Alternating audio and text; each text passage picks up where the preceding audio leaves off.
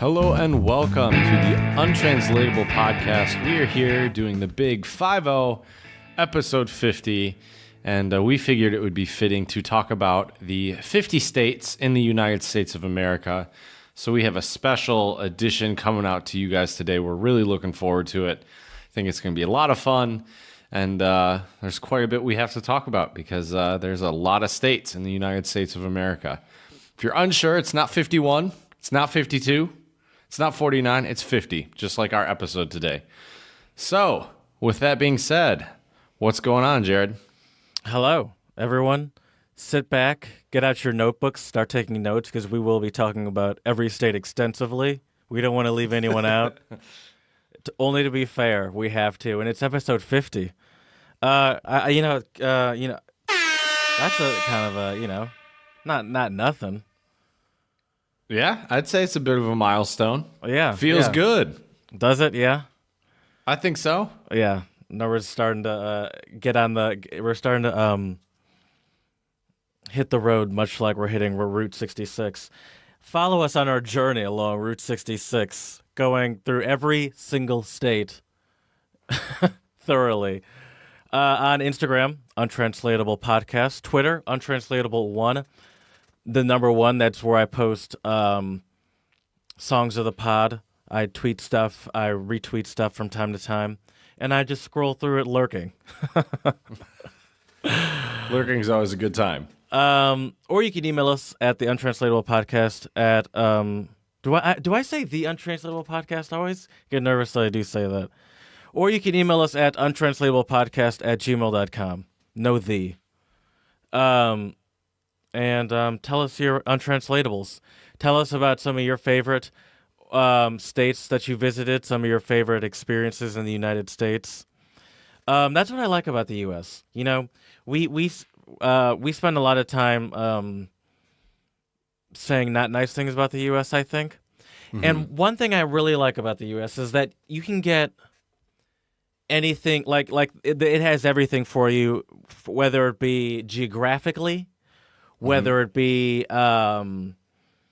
weather-wise, you can get everything, and I do enjoy that part of it. Not only that, I feel like you can get culturally a broad range of things all over the United States. Yes, for sure. Yes.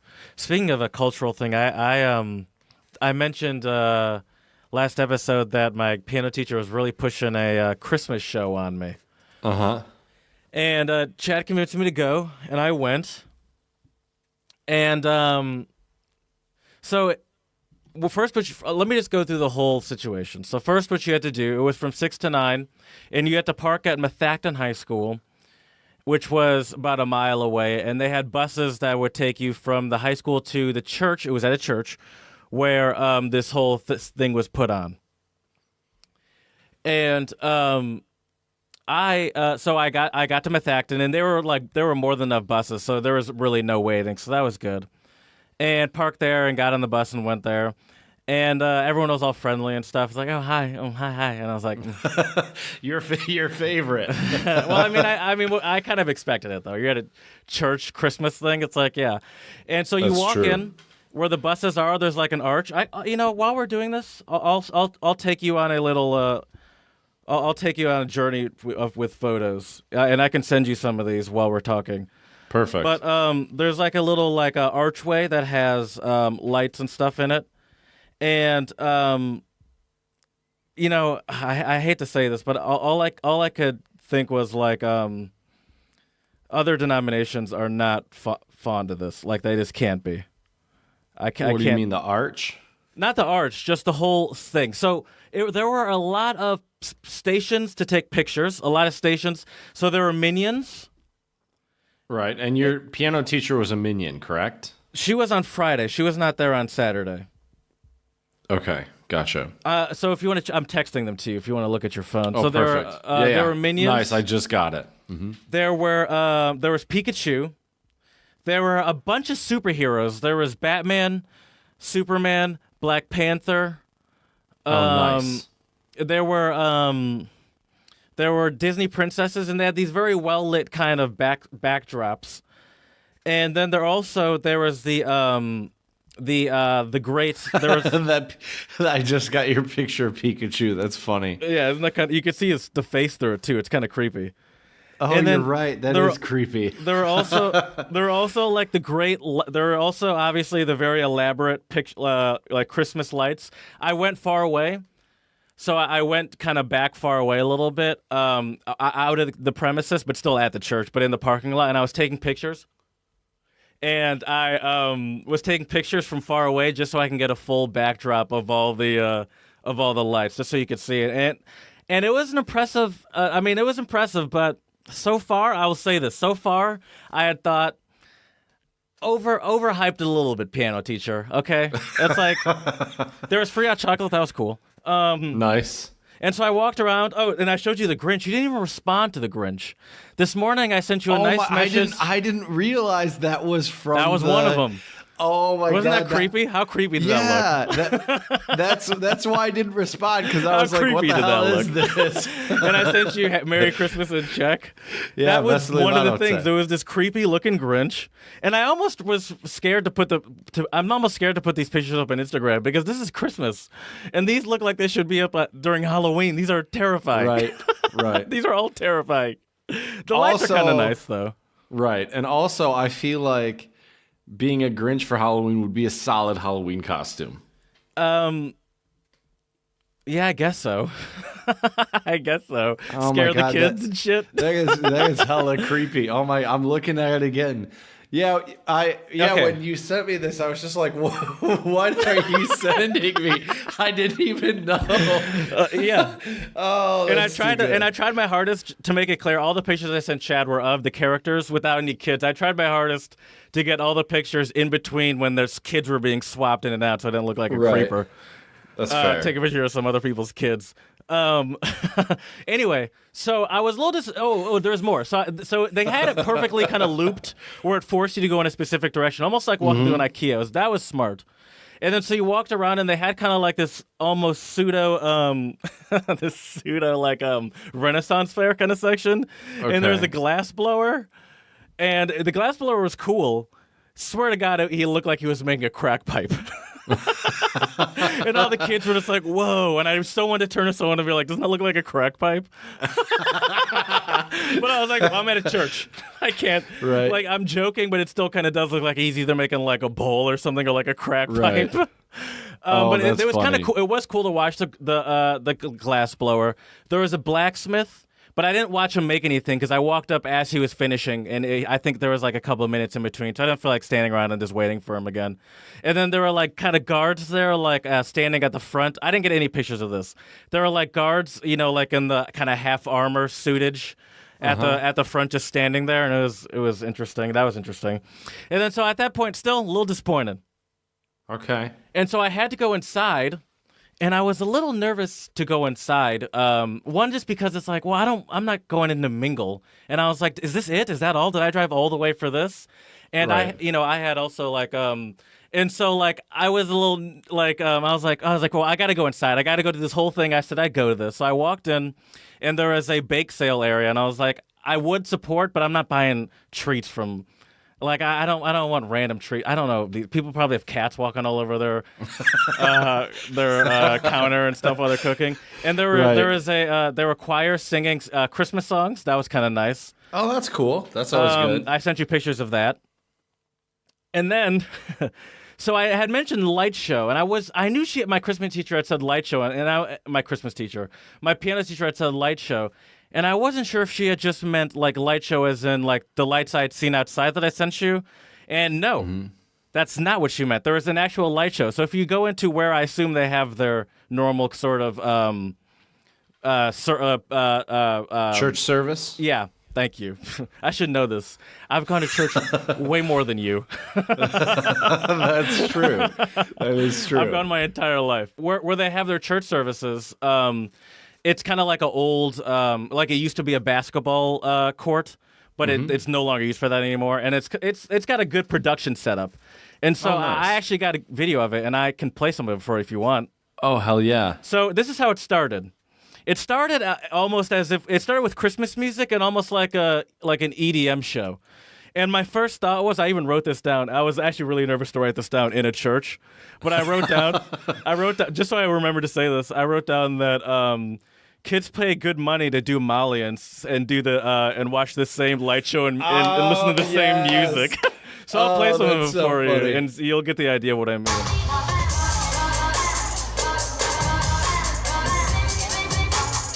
Oh my God! What? And so there's lights accompanying it. There's lights accompanying it, and it's in the I'm showing it to Chad, and you can obviously hear it. And it's almost like I can explain it like this. Anyone who's ever seen Windows Media Player, it's essentially the Windows Media Player graphics, Christmas theme, right. with lights flashing around. Dude, this soundtrack is lit, bro. As I was listening to this, though, all I could think was, I'll play this in the background as I talk. As I was listening to this, though, all I could think was just how many other denominations of Christians out there look at this, like, music and the show and are just like, this is disgusting and you all are going to hell. Probably a lot of them, I'm sure the majority of them. They hear those beats and they're like, this is the devil's music. Oh, that's great. And they said at the very beginning, they had a warning, and they said, warning, there will be loud music, lights, and atmospheric sounds. Ooh, So, I like that. Atmospheric sounds. I think they meant that heavy bass, bro. Right. All right, that's the end. This is awesome. There's more. So at first I thought, how long is this going to be? Is this all going to be a light show? Because people in here are going to get tired of this at some point. And then it changed, and I have even more. And then it turned into the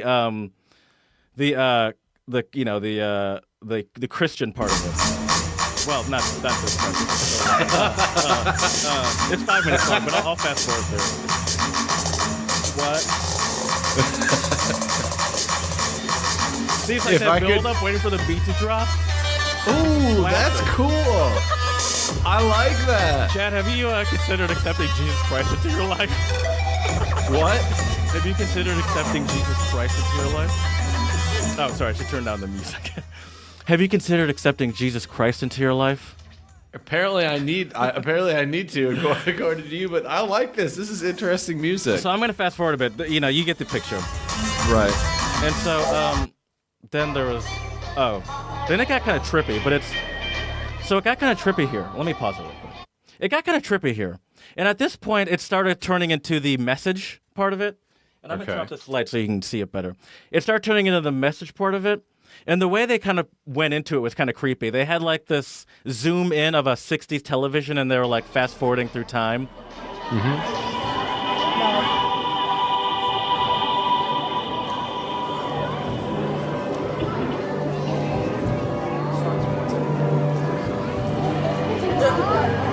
Okay, yep.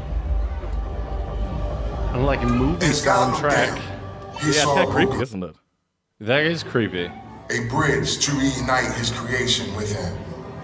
This way had a name. This seems like a Nat Geo documentary about Jesus Christ. Well, I mean, it is as real as a Nat Geo doc. I mean, this is real. I mean, they went all in on the production for this.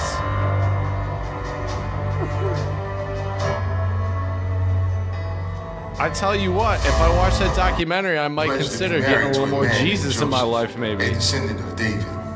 The virgin's name was Mary. The angel went to her and said, "Greetings, you who are highly favored. The Lord is with you." She was greatly troubled at his words and wondered. So there was okay. So it was about 10 minutes long, and not that part, but the whole thing with the light show and all that stuff. Right. And then that was it, and I got back on the bus and I went home. Sounds like quite the eventful evening, though, and my piano teacher texted me as I was on the bus, like going back to my car. She's like, "Sorry, I just got home. I don't think I'm going to be able to make it." And when I was like, first of all, like that's fine by me, because right. like this was all business I'm here on. I'm taking pictures. I couldn't have taken as many pictures. I couldn't have confidently videotaped the entire thing like I did. Right. So I almost there's one more thing. There's one more thing I had to send you a picture of. This might be the creepiest thing I've ever seen in my life. So they had Creepier than the Grinch? Chad. That was pretty creepy. All right. Oh man. Oh my. Why would you have a Explain what you're cross looking that's at. red like that? So they have a literally cross? looks like it's a burning cross. Like how? Why don't you have it just be green or even fucking candy cane colors? Well, hold on, Chad. Hold on. That's the Okay. beauty of this cross. I only got this picture because it's so good. It's so good. Oh my But god. I'm almost scared to even put this on Instagram because this is supposed to be lighthearted, nice pictures, and it's just this Right. glowing red cross. So what I sent Chad is a picture of a glowing red backlit cross. Yeah. But it's it changes colors, so it can be I think any color. Okay. And it was also white at one point. It could be. I don't know if it could be green or not, but I probably can be. But I got it at the best color, which is deep, deep power red, right. devil red. I think is what they call it. That's yeah, what they I call feel it like in that most would other be an denominations. Antichrist church for sure. That's what the Catholics call it, devil red. That's crazy. Oh my Perfect gosh. timing on that. That's wild. So yeah, but it was a good show. I mean, they definitely had good production value, and the bus drivers were very nice. Everyone was very nice. It was a nice, kids seemed to enjoy it. There was also a Santa Claus. I couldn't get a picture because it was inside like a kind of a shed thing that they said was Santa's, Okay. and I wasn't gonna wait in Right. line. Didn't want to sit on Hey, Santa's lap and take a selfie. Let's get a selfie. And so there's no picture of Santa, but the kids were. I could just see, just look at the kids. You could see how excited they were to see Santa. Dude, And that's one of my favorite things about Christmas. Santa. Just know the excitement that kids have. Okay, I was gonna say because I have some news to bring to you. Oh, wait, you're telling me he's not real? Yeah, it is nice to see, but it was odd. It was I agree with you. I do enjoy just seeing the joy in kids, like pure joy, because Right. pure joy is something that I think quickly goes around when you hit puberty and start having even the slight awareness of yourself. Right. That pure joy and freedom, kind of, you never get back again to that same level. I don't think. Oh, for sure. For sure. And so it is. It is kind of. It does put joy into me, a grumpy 6-year-old, to see just kids just happy and really not even thinking about the consequences of that happiness. Right. Yeah, no, I agree with you. I don't know where I was going with that. I had some evil turn I was gonna take with it, but I forgot it. So let's just leave it there. Did you? But yeah, it was nice to see. Oh, did the event, it was weird juxtaposed yeah. with the Christianity though. That's the only thing with me. With Which all is- the characters and Right. and then there was also right before you got onto the buses, there was a little section that was the gift shop, and a mom made the joke. She's like, "Oh, there's a gift shop." She's like, and someone was like, at the end, she's like, "Yeah, just like Disneyland." And this old lady in front that was with her friend was like, "I don't like that they have the gift shop. It seems very consumeristic." And I was like, "Well, I mean, there was a glowing red. Did you not see that glowing red cross a second ago? And you're concerned about some freaking Gift shop knickknacks?" stuff. Right. That's crazy. Did the event put you in the Christmas spirit, Jared? No. It really did not. I although that's the one thing I'm hesitant to I'm hesitant. I slurred that. I'm hesitant to full on insult Christianity and the churches, because one thing I notice about whatever church I go to is they're always friendly, and they're always because. And maybe it's almost like it feels like you're dealing with the salesperson. That little part of you almost feels like, well, yeah, because all of them always kind of want to get you in. Right. But for sure. regardless of what the motivation is, they're always friendly if you're just walking around, Right. It's for like sure. once it yeah. So it's I'm not, I don't mean to say anything mean, because everyone was very nice, and they all seemed friendly, and it just seemed like it was just a nice occasion. And it's something I would have honestly, I should thank you, because I would have never. I mean, even though my parents teacher was pushing it on me, I would have made up some excuse. Right. But it was interesting to see, and I got some pictures for the gram, and I'll push some heavy Christianity through our Instagram. There we go. That's why we're here.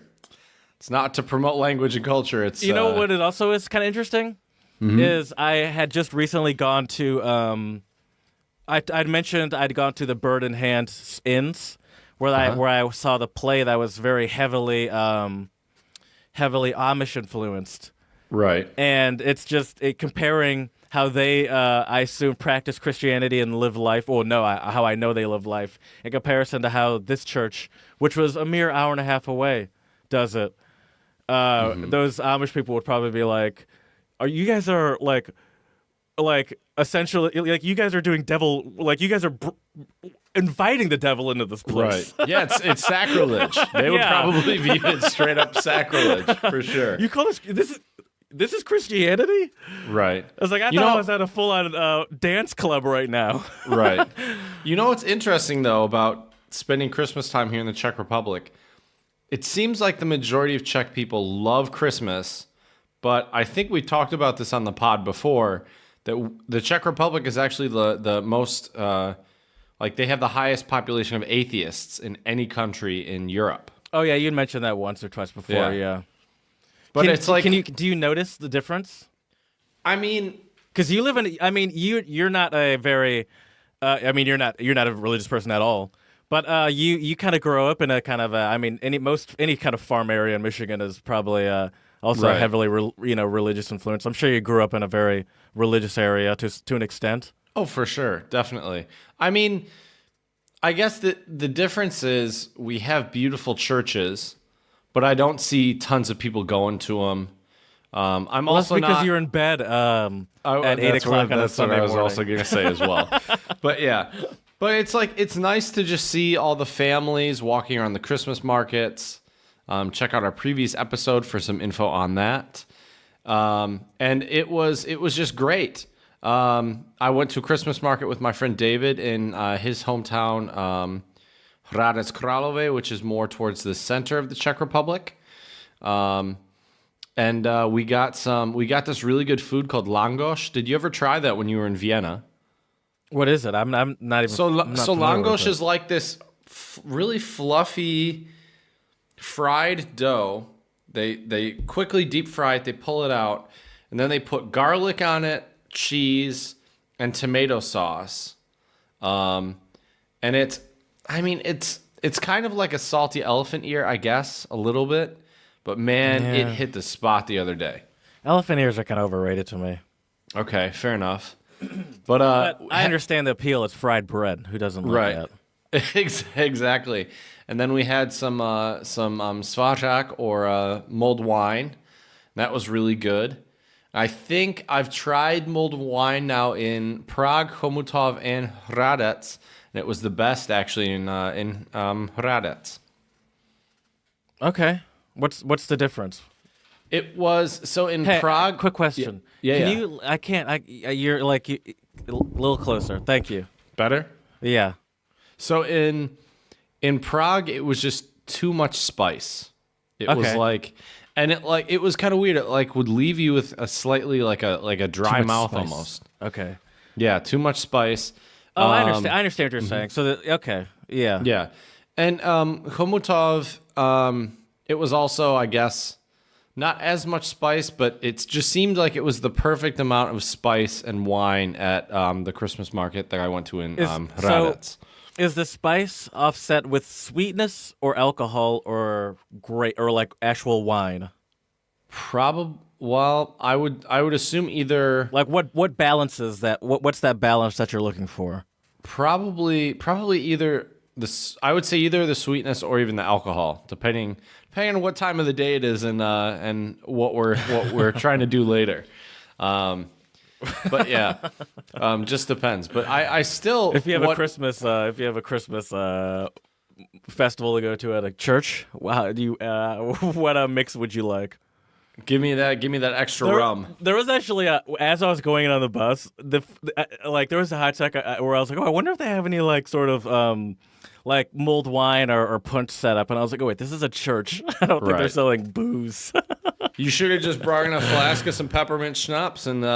I mean, based off of the just the extravagance of the light show, it's like I would be surprised if they weren't selling a little booze. They're like, hey, Jesus drank wine, why can't we? Exactly. That's true. That's very true.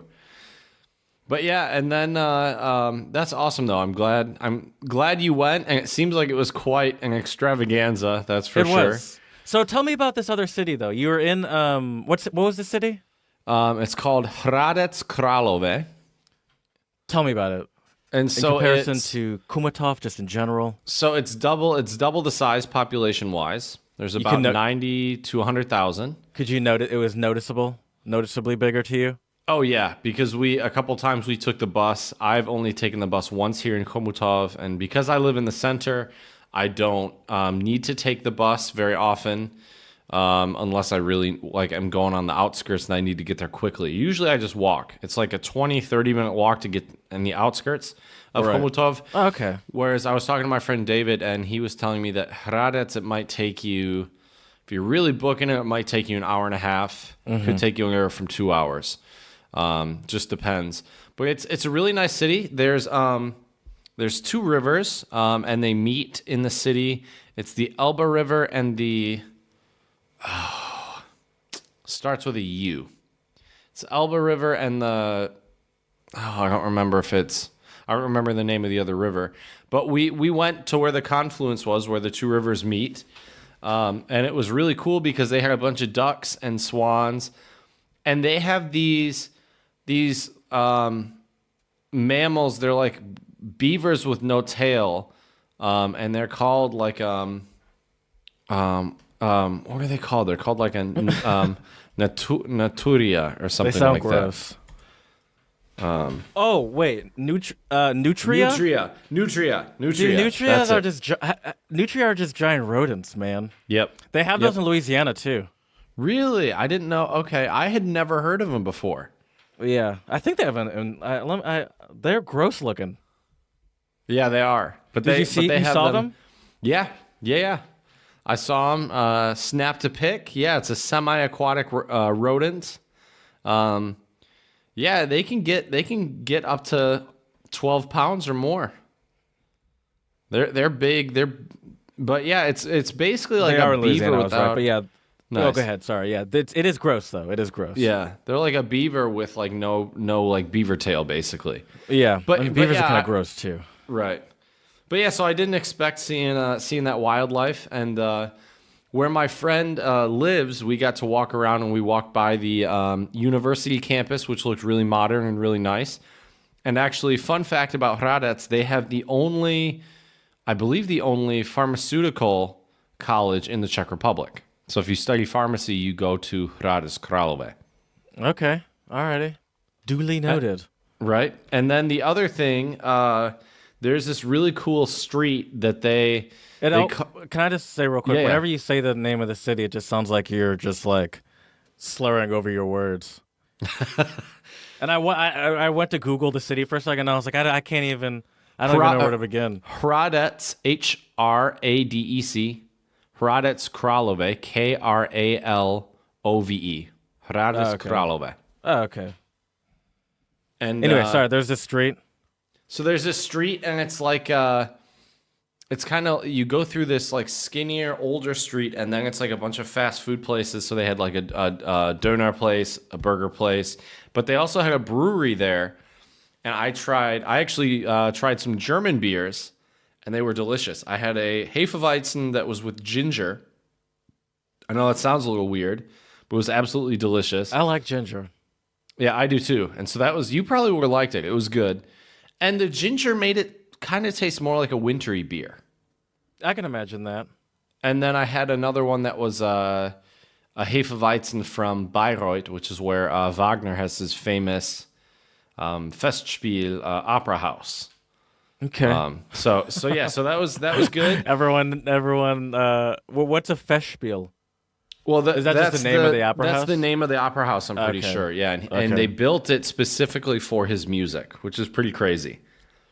You're a narcissist when you build an entire opera just designed for your own music. Either narcissist or a badass, or maybe both. I'm not really sure. Is it like almost like a built for your music in the sense that like it's a studio? I mean, excuse me.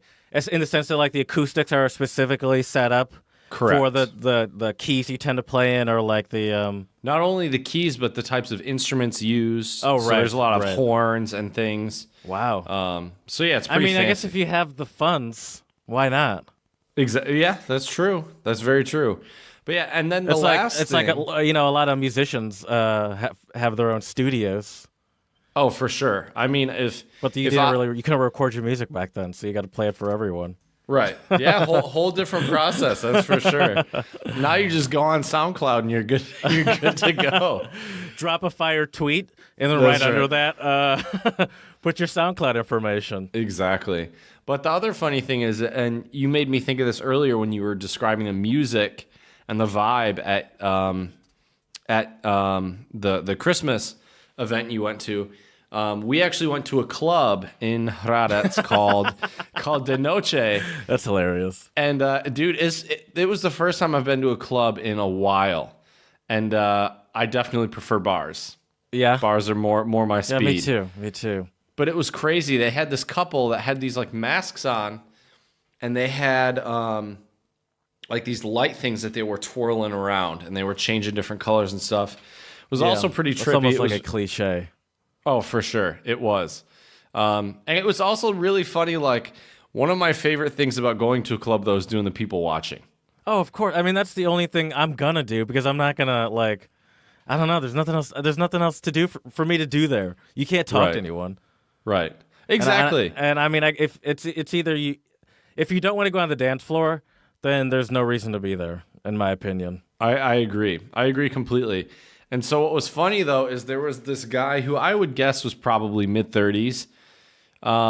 There's always the single older dudes. That's fun. Yep. And his hair was thinning, and I mean, hey, come on. he was in Hey, average shape. we don't judge. We don't judge. Right. But, dude, he was talking to all the ladies. And Was it working? I mean, I guess if he was talking to all of them, it's not working. Kind of. I mean, it seemed like he was getting a couple of them to laugh, and like they weren't super like. Yeah, but where's the line between laughing because he's funny or laughing because it's like, okay. That's true. That's true. Because, I mean, that's my thought is if he's talking to all the ladies, then he can't be doing that well. Because I don't think he's trying to collectively bring home all the ladies at the end of the night. Or maybe he is. I don't know. Maybe I don't know what his strategy Yeah, maybe is. he's really cool. But I He's just like, I have a 16-passenger van out back. right. I There's a just old couple. school There's bus. meet a couple. You'll make some friends that are waiting. Right. But Gotta but scoop up the last 14. the crazy thing though is like Sorry, that was rude. By the way, those you're are jokes. good. You're good. Yes. Nice. By the way, Nice. Chad, your face was great. You're like, did I just hear a new drop? Oh, I love your new drops. They're always great. It's new drop day, everyone. Dude, the funniest app my friend showed me was it's like the ham horn button app, Right. but it goes bruh, just like bruh, and it is hilarious.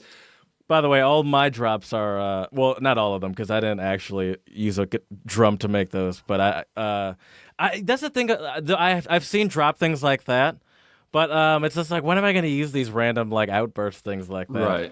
Right. Yeah, it's hard to say. I like the ones that are your voice too, and I have to use some of mine just because I have to balance it, I guess. But I really like That's the ones fair. that are yours. I mean, if you didn't use any of your voice, you would be. Slipping on gator Yes. piss. Okay. Yes. I yeah. wasn't even sure which one I was supposed to hit. I was just like, does he mean was? You could have done 'cause that one. in my thought I was probably, gonna or say, the like, quirky Hesky one. Ooh, that's yeah. I mean, they're all good drops. That's for sure. What were we talking about?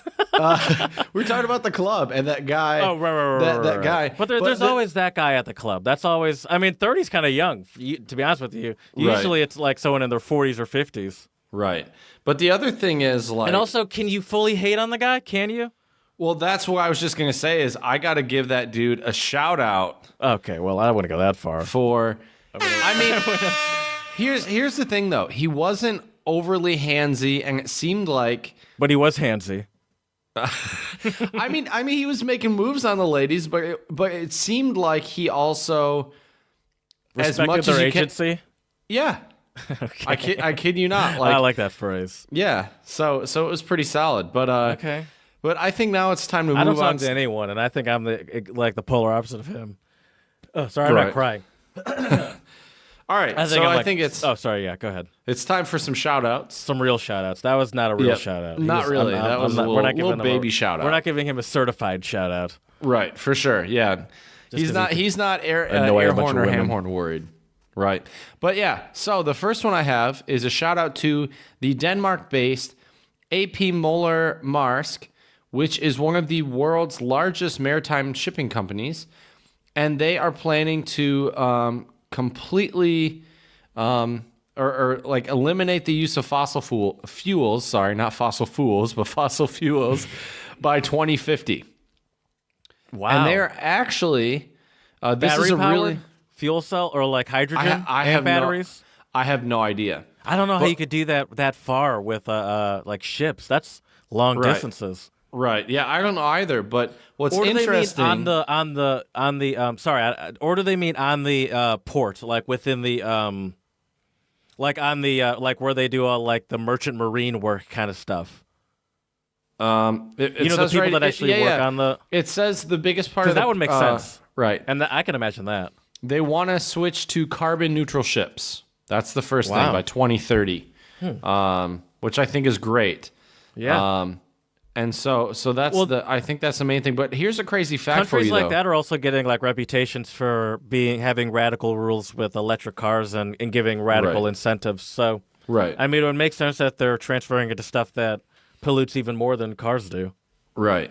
But you know what's crazy is this company alone is responsible. The industry of maritime shipping is responsible for 3% of the world's carbon emissions. So if just shipping itself were a country, it would be the 6th biggest greenhouse gas emitter. So it would go China's 1, USA's 2, India's 3, Russia's 4, Japan's 5, and 6 would be cargo ships. Oh my gosh. I mean, I guess it kind of makes sense. People never think about it, but not like it's either ships or airplanes, and airplanes aren't that much better. No, definitely not. And stuff is we're in a global economy. Stuff's made all over the place. Right. Half of a car's made in Austria, then put together in Germany, then flown to Japan, then stuff goes all over the place. Let's see. Oh, do you have it? Sorry, I was looking to see if I have any shout-outs, and I don't. Do you have any shout-outs? I got one more. Oh, by the way, shout out to Denmark. Yeah. Yeah, I think that's great, and I hope other companies will start to follow suit as well. I bet. Yeah. All right, number 2, and this is my last shout-out of our episode today, goes out to Michael Bloomberg. He is giving... I thought you were about to say Michael Bublé. Yes. Great Christmas music. Put me in that Christmas spirit. Voice of a generation. That's right. That's a shout-out for another episode. But Michael Bloomberg, not Michael Bublé, is giving $1.8 billion for college financial aid for lower-income students. And he said that no qualified student should be ever barred entrance to a college based on his or her family's bank account. Nice. Yeah, I agree with that. I think we need more of that. I agree. Well, Jared, I hope you're thirsty because I think it's time for a little beer review. What do you think? I agree with you, Chad. And this one's an interesting one, I think, personally. So first, I'm just going to show you the can. I'm careful to put it over my computer. Is it flower? Are there flowers? Leaves. I'd say leaves. Oh, yeah. Can you read that? I don't know if it's a... Is it German? Die Herz... Maschine. There you go. This is called the Die Heart Herzmaschine, and it's by a brewery called Foreign Objects. And I chose it because it has German on it, and they consider this beer a ungespundet helles Lager, and ungespundet, from what I've heard, is unfiltered style clear. I didn't even know what that word meant. Lager, so thank you. And it's from New Platz, New York. And these guys, honestly, a little mama hoo hoo on the a little of that on the explanation of themselves. They seem a little proud of themselves, which is okay. But relax. I'm going to read a little bit to you about. First, I'm going to read Falling Objects is the brewery, and I'll read a little bit about what they say about themselves. Foreign Objects is the coalescence of a years-long ritual in evolution, philosophical self-definition, absurdist vision, and the unrelenting effort to improve our sensory experience of life. We exist in a universe of boundless capacity, yet we are bound to this brutish plane of existence. Our struggle is to create and experience some modest degree of pleasure amongst our eternal suffering. Foreign Objects is focused on creating intensely aromatic, New American hoppy ales, mysterious and inspiring, complex Franco-Belgian farmhouse beers, and subtle, earthy, unquestionably drinkable German ungespundet lagers like I have here. Interesting. We are continually inspired and moved by the philosophical importance of experiential wisdom and expansion of the mind through the discovery and generation of new ideas. At the beginning of these ideas are wild, mysterious, and uncontrollable, and they exist only in the realm of pure abstract thought. But as we pull them towards our manifest world and our gravity binds these ideas to us, we are provided with an opportunity to attain perspectives which can lead to personal evolution if fear of these they capitalize foreign, psychological objects can be overcome. Foreign Objects is a manifestation of that philosophy and the process of transmutation as expressed through our alchemy, our craft, our creative art form, brewing. Dear Lord. Sounded like you were reading me like an academic paper about this brewery. Right. These people take themselves a little too seriously. That's crazy. And by the way, that was a run-on sentence I've ever seen one in my life. That was all. Right. That last paragraph was like 2 sentences. Sounds like German. Dude, man. Just the sentences never stop. I was like, are you about to like take over the world or serve me a beer? Right. I was worried you were going to faint because of your lack of right. I was worried you were going to faint because of lack of breath. It just never stopped. While I was reading it, I was like, well, I'm not going to read this whole thing. And I was like, well, I can't stop now. Right. I was like, I just got to keep going. Right. That's true. They sucked me in with this long-ass sentence. Anyway, so they think very highly of themselves. Let's see if they've earned this arrogance. That's why I said at first I'm so far I'm a little mama hoo hoo just off the arrogance alone. Right. If this beer was an actual person, I'd look at this person and be like, all right, relax, bro. Too many scarves. 3 scarves, really, and sunglasses inside. Right. Andrew telling me about how your chakras are inlined. Not inlined. There was a guy at the club yesterday that was wearing sunglasses inside. So maybe he was the culmination of this brewery in human form. That's a good looking. I like that color.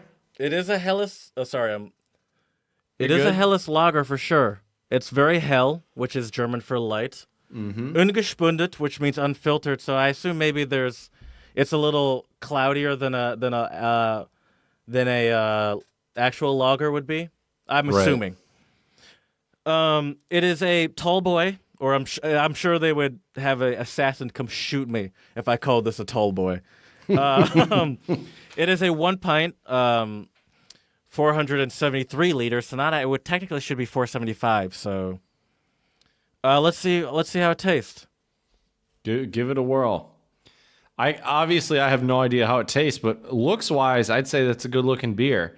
Now, I don't know if this is weird to say, but I feel like I'm definitely a person. I like to see the way the beer looks. Like it's nice if it has a good color. Yeah. I forgot to mention also, it's 5.2% alcohol by volume. Okay. So actually, I'd probably say maybe a little on the heavier side as far as a lager would go. Right. What are your impressions? So it's interesting because It's very light, and there's not much aftertaste to it. Really? Okay. But when it hits, like it has a very strong initial bite, but it fades away quickly, and there's not much aftertaste to it, and there's not. But it is like hold on.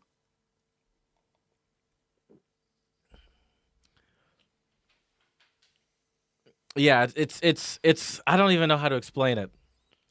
Well, can I let me? They actually, I forgot I haven't even read this part yet. They explained it. Can I tell you how they explain it? Yeah, let's hear it. It's not as long, by the way. Relax, everyone. Our line of ungestundete lager beers are modeled after the inspiring and subtle details in classical German brewing traditions. However, the value of transgressive philosophy being ever present in our sphere, these are distinctly foreign objects. Ungespundet lager beers, marked by delicate, full aromas and soft bitterness from our abundant yet precise hop use, rustic, natural earthiness from our temperate lagering process, and a natural unfiltering glow. These beers are our homage to the lost beauty of subtlety and precision, honored and transmuted into these beautiful lagers. So that makes sense. So, because I wouldn't call it fruity or anything. Okay. But it is like an earthy, but like almost a very powerful earthy, like a very powerful earthy taste to it, and not earthy as in like dirty, but earthy as in like it's very aromatic, but you're not getting that sort of citrusy bite to it. That's what I'm looking to say. Okay. It lacks that citrusy bite, but it's very pungent on the tongue initially, and it lacks that aftertaste. It's very smooth, and it's a good beer. I like it. Is it pretty hoppy? No. Do you think I would like that beer? Yeah. It's kind of because for sure. Yeah. I'd say might be similar to, not, and I'm always scared to say this, but it's similar qualities to, just it's just like lagers can be very generic, but I think with these people who claim, clearly they're an arrogant group. Right. I think, little. I think there is something to like it's just clear that there's a higher quality to it. Yet, it's just a quality lager at the end of the day. Okay, nice. So I think you'd enjoy it. There's nothing there's nothing offensive to it. Let me put it that way. Okay. There's nothing overly offensive to its taste, and if someone has a problem with this, then I'd be interested to know what kind of beers they like, because even though this might not be my go-to choice, you can't argue with it as far as the properties of a solidly made lager goes. And lagers aren't really the most complex as far as flavors go usually. Right, I'd agree with that. But it's usually, I feel like lagers Very are refreshing, also though. They're refreshing. I think lagers are also good, like good food beers. Yes, because they're also filling too. Mm-hmm. Yes, they're very good with a meal. Yes, I can imagine having this with some spätzle and a schnitzel. Ooh, that'd be good. You're making me hungry. You're making me hungry. Dude, I've been it. trying to figure out what to have for dinner, and I can't decide. You couldn't go wrong with some spätzle and schnitzel, that's for sure. Yeah, but where am I going to get spätzle? Well, you don't have Meijer in Philly, do you? Because they have a German section. There's got to be some grocery store that has a German section. Yeah, maybe. But maybe. Is it would easy imagine. to make? Yeah, I'm pretty sure. Dude. I mean, you just get it in the packaging, and I think you just boil the water, don't you? I might keep an eye out for this. Would I have to buy the? I actually have prosciutto in my fridge now that's not being used. That'd be What good. I wish I could put in there. Would I actually have to buy cheese separately? Probably. You're the wrong person for this because you don't. Yes, I'm not a cook, but I would assume you do have to buy the cheese separately, because even here in the Czech Republic they sell spätzle, but it's just only the noodle noodles. part. Yeah, it's just the noodles. And then you do what you want with it. Yeah, exactly. Add cheese, add prosciutto. I'm gonna look into bacon. that after this. Yeah, that'd be good. Let me know how it goes if that's what you end up making. Okay. Apparently half of my decisions get made by this podcast, like going to this 21st century church thing. So yeah, that's the die Herzmenschen. Excuse me, die Herzmaschine. It's got what I always, something I always like to look out for is that sort of low budgety but label, craft yep. brew label. It's just oh god, I'm just so nervous to mess up my computer. I'm getting drops of water on it. And it's a delicious lager, no matter how pretentious their website is.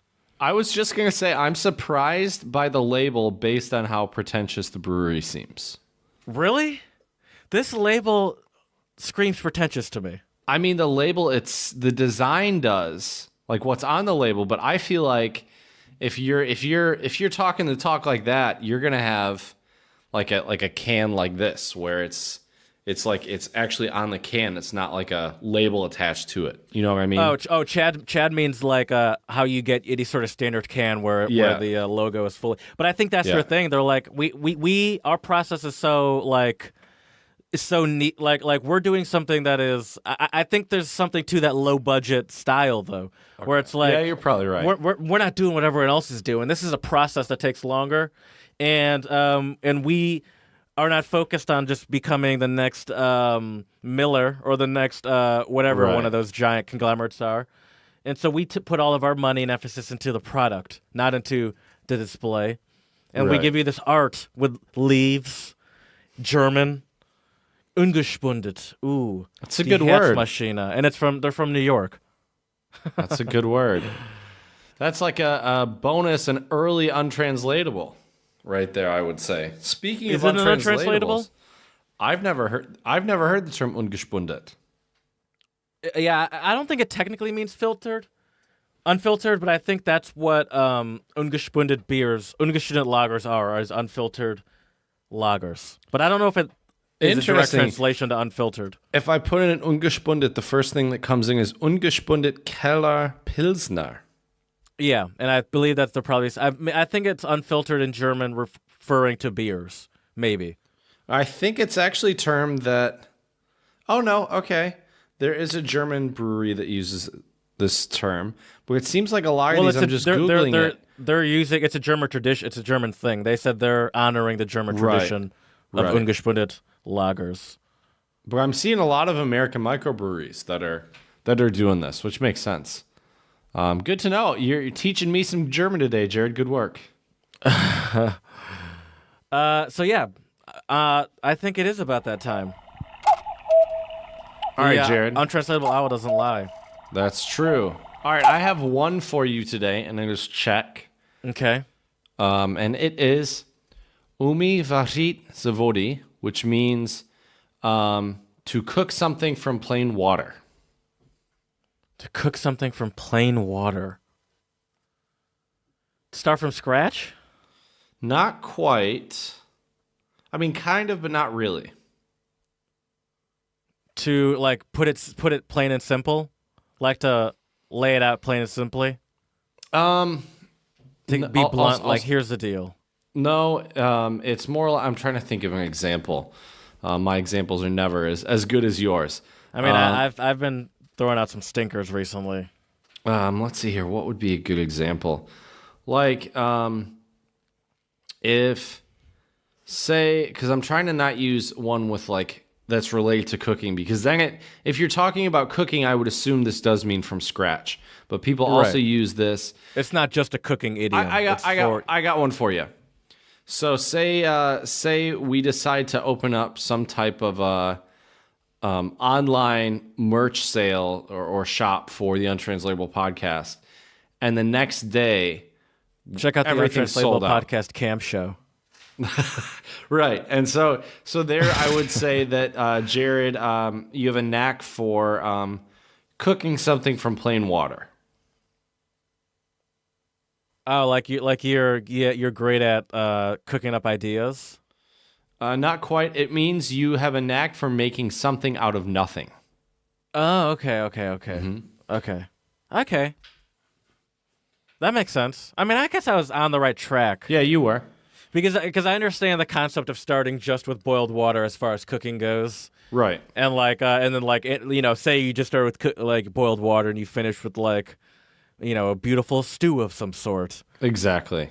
But I also understand why you wouldn't want to use that as an example. Right. So I know you and I are very simpatico because I'm kind of glad you only have one untranslatable because I'm throwing a curveball on our untranslatables today. Okay. I would like to turn our untranslatables into a classic game of versus. Okay. Have you heard about what PETA has suggested to the world? No, what's that? Oh, chatty. So on Twitter, PETA tweeted, "Words matter, and as our understanding of social justice evolves, our language evolves along with it. Here's how to remove speciesism from your daily conversations." Oh God. Okay.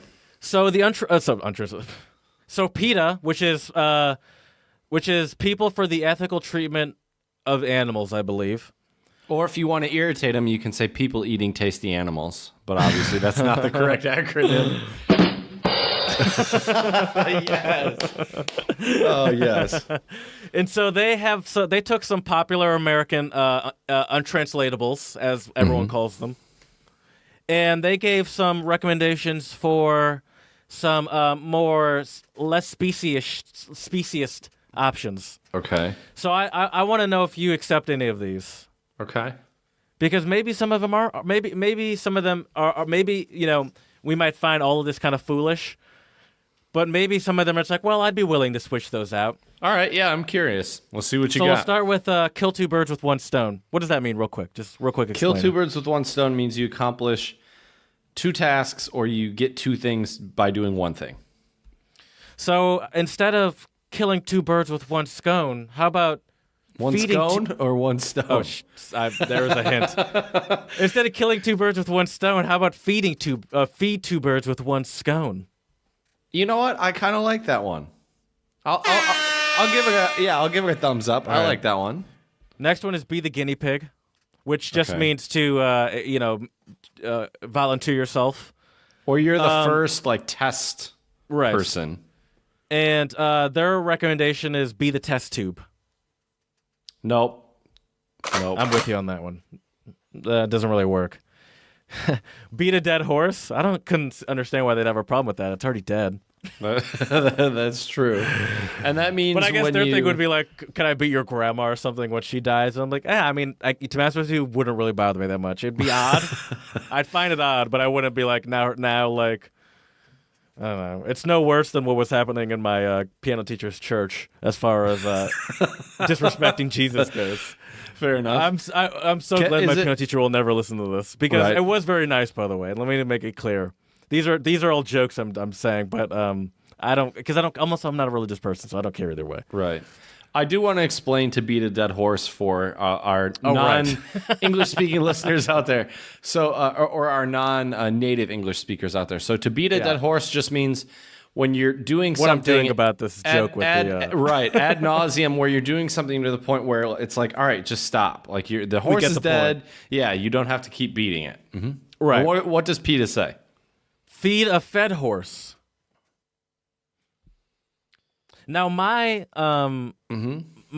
rebuttal to that would be overfeeding an animal is just as abusive as I'd argue more abusive than beating one that's already dead. Yeah, maybe. Yeah, it's more abusive to overfeed an animal. And also just the sound of it. Feed a fed horse. It just doesn't sound good. You don't like that? You don't like that alliteration? Nope. I think they thought people would probably like that alliteration. Maybe. I'm not a fan. All right, that's fine. Bring home the bacon. I understand why they have a problem with that one. Okay. And for all of our listeners out there, bring home that last one. Right. And bring home the bacon just means you're bringing home that money or you're bringing home that bread. Right. Yes. Yeah. Well, their recommendation is similar. Bring home the bagels. Why? We already have bread. Just say I'm getting that bread. I'm bringing home the bread. If you want to switch it, I feel like that is already a natural switch. Chat says, I say, okay. I think bring home the bagels just sounds fun. It does sound good. I mean, it's not the worst one I've heard so far. I'll say it's better than be the test tube. I think. Oh, for sure. Bring home the bagels makes just as much sense as bring home the bacon. Like people would get that for sure. Like you wouldn't have to stop and explain it. Right. And it just sounds fun to me. I don't have a problem with that one. Yeah. If someone said that, it wouldn't bother me. That's true. It wouldn't bother me either. Take the bull by the horns. I thought it was grab the bull by the horns, but either way. Okay. I've heard grab the bull by the horns as well, but who knows? And, Anyways. the PETA would recommend take the flower by the thorns. Nope. See, I struggle with this one. Grab the bull by the horns, so much better. Mm-hmm. Makes more sense too. Yeah. Because it's like you're being like it's coming at you fast and hard, and you're just taking it on. It's like to grab you have to have dainty fingers to grab a flower by the thorns, and it's a delicate thing. Exactly. But it's not an equal representation. Right. The context is different. Correct. So that I don't like. Me either. But then I also, I out of all the, I eat meat. I eat shitty meat. I eat like just grocery store meat that's, it's nothing special. And I feel kind of guilty about that. I don't feel guilty about eating meat, but I feel guilty about eating shitty meat. But I do it anyway. But that's the one thing where it's like I might get on board with you as far as animal rights go, is because if you were to go to like Spain and watch like the running with the bulls, or if you were to like watch rodeos, or like where they do the conquistador thing, right? All that stuff is so abusive, but still, I don't know if that's enough. I think at the end of the day, I'm still going to agree with you. Yep. Where it's like stopping saying that is not what's gonna end that. Also, a lot of that running with the bulls and like that rodeo stuff, it's pretty widely. I mean, obviously, it's not widely agreed to be terrible because people do it, but I think a lot of people think that that's pretty barbaric stuff that is kind of pointless and pretty abusive. And now with the rodeos, it depends on what they're doing, but I would agree with you. Right, but there's also like the ones, there's one specifically where they like do that thing where they like taunt them and then they like stab them with something. Yep. I think it's a cattle prod, yeah. Yeah.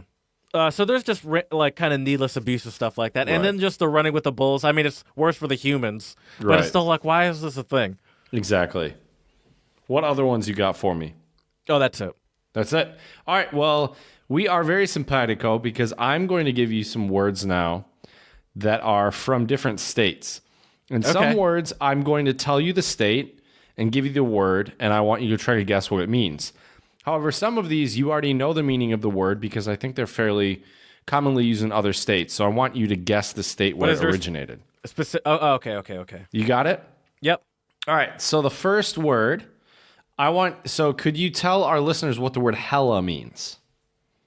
Oh, hella is like... It is almost like a exclamation. So it was like hella tight, or it was like there were like hella people there, or it was like hella lit. Right.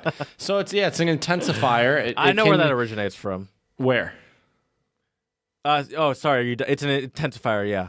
It originates from Northern California. Yes, sir. From San Francisco, Oakland. Good work. That area, from the Bay. Yep. And California thing. Right. Okay, good. Yeah. Now, that's hella toit. Remember that YouTube video? Uh-huh. Oh, yeah, of course. Good. How about, first of all, can you describe the word cattywampus? I love that word. It's a great word. It kind of just means everything's in disarray. Or something that's just crooked. Okay. It can also mean something's crooked. Where do you think cattywampus originated? I don't know. See, my guess would be that it's a Midwestern word. I can't imagine anyone on the East Coast saying that with a straight face. Right. Hey. Well, give me a state. What fucking state? Cattywampus. North Dakota. All right.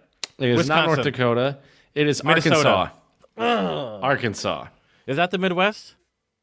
I think it is. I think so. I think we struggled to say that it is the Midwest. No offense to people in Arkansas. Just because I think us Michiganders don't really think we relate to our Midwestern folks that are actually technically, although to be in their defense, they actually are technically Midwestern and geographically speaking, Michigan's not. But correct. Whatever. Good.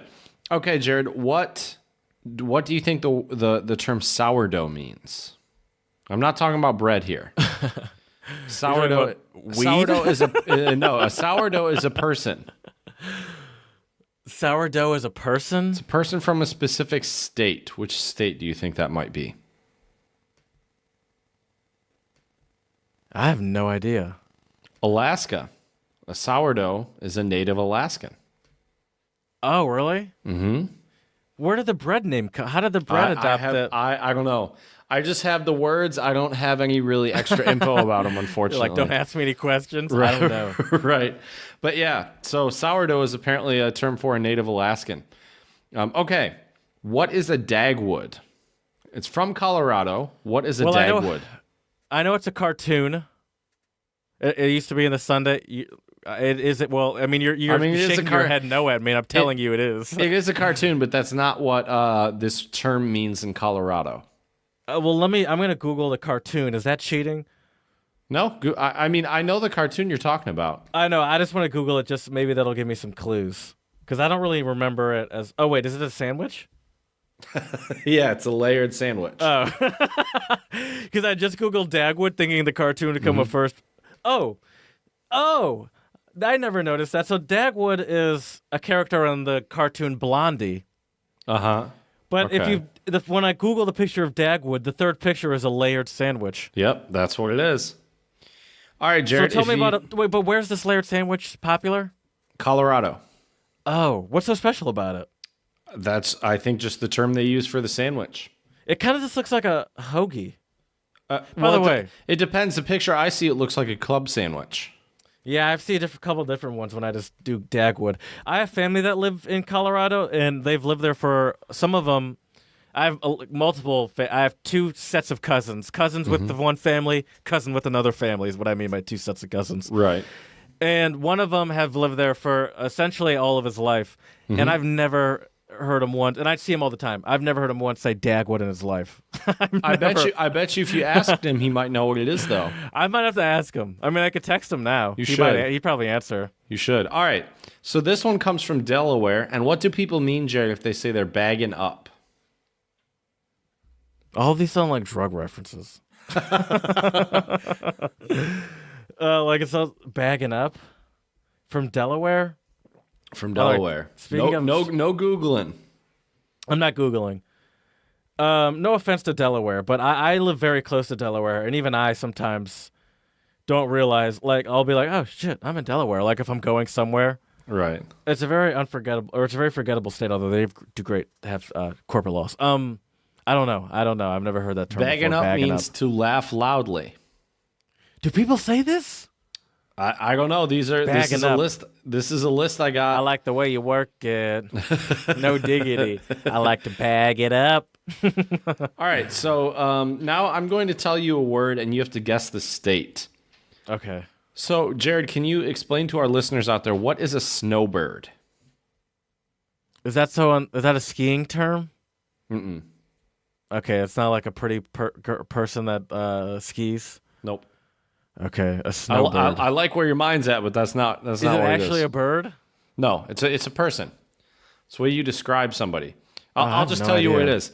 A snowbird is someone who escapes. Snowbird over here. It's a person who escapes cold weather to come to warmer climates. Well, I do. Who's this snowbird? So what state do you think they use the term snowbird?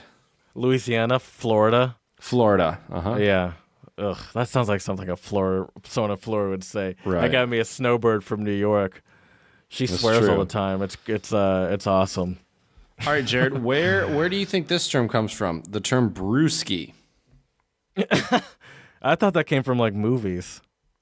I mean, it might have, but I think it originated in one state. Wisconsin. Believe it or not, no, Illinois. Okay, I mean that makes sense too. Illinois. That's not surprising to me. Right. Yeah, I don't think that's that surprising either. Okay, if you're in Kentucky and someone says, "Look at that holler," what do you think they're talking about? Deer. Nope. Kentucky's in Appalachia, right? Yeah. Look at that holler. I don't know. Goat? It's the valley between mountains. Oh, okay. Oh, call it a holler. Is that because of the echo? Probably. Oh, that's probably why. There you go. There you go. All right, nice. You should know this one. Quirky. What's a I'm going to butcher the pronunciation here. Banquet? Banquet? Is it banquet? Banquet from Louisiana? How do you spell it? Banquette. Banquet? I think it is banquet. Is it banquet? And what does that mean? Because it's a French word, I assume. Yeah. Mm-hmm. I don't know. I don't know what that is. It's a word for sidewalk. I was going to say, is it alcohol? Because I'm surprised that I don't know it. Word for sidewalk? Oh, Yep. I've Sidewalk in probably Louisiana. seen that word before, Right. but not really thought about it. Right. But Oh, for sure. That was before the Untranslatable podcast, everyone. That is true. All right. Where do you think this phrase is from, Jared? Geez, oh Pete. That's Midwest, somewhere in the Midwest. You're right. Where do you think That in is the the Midwest? most Midwest. Mama hoo hoo. Oh, sorry. You betcha. Damn it.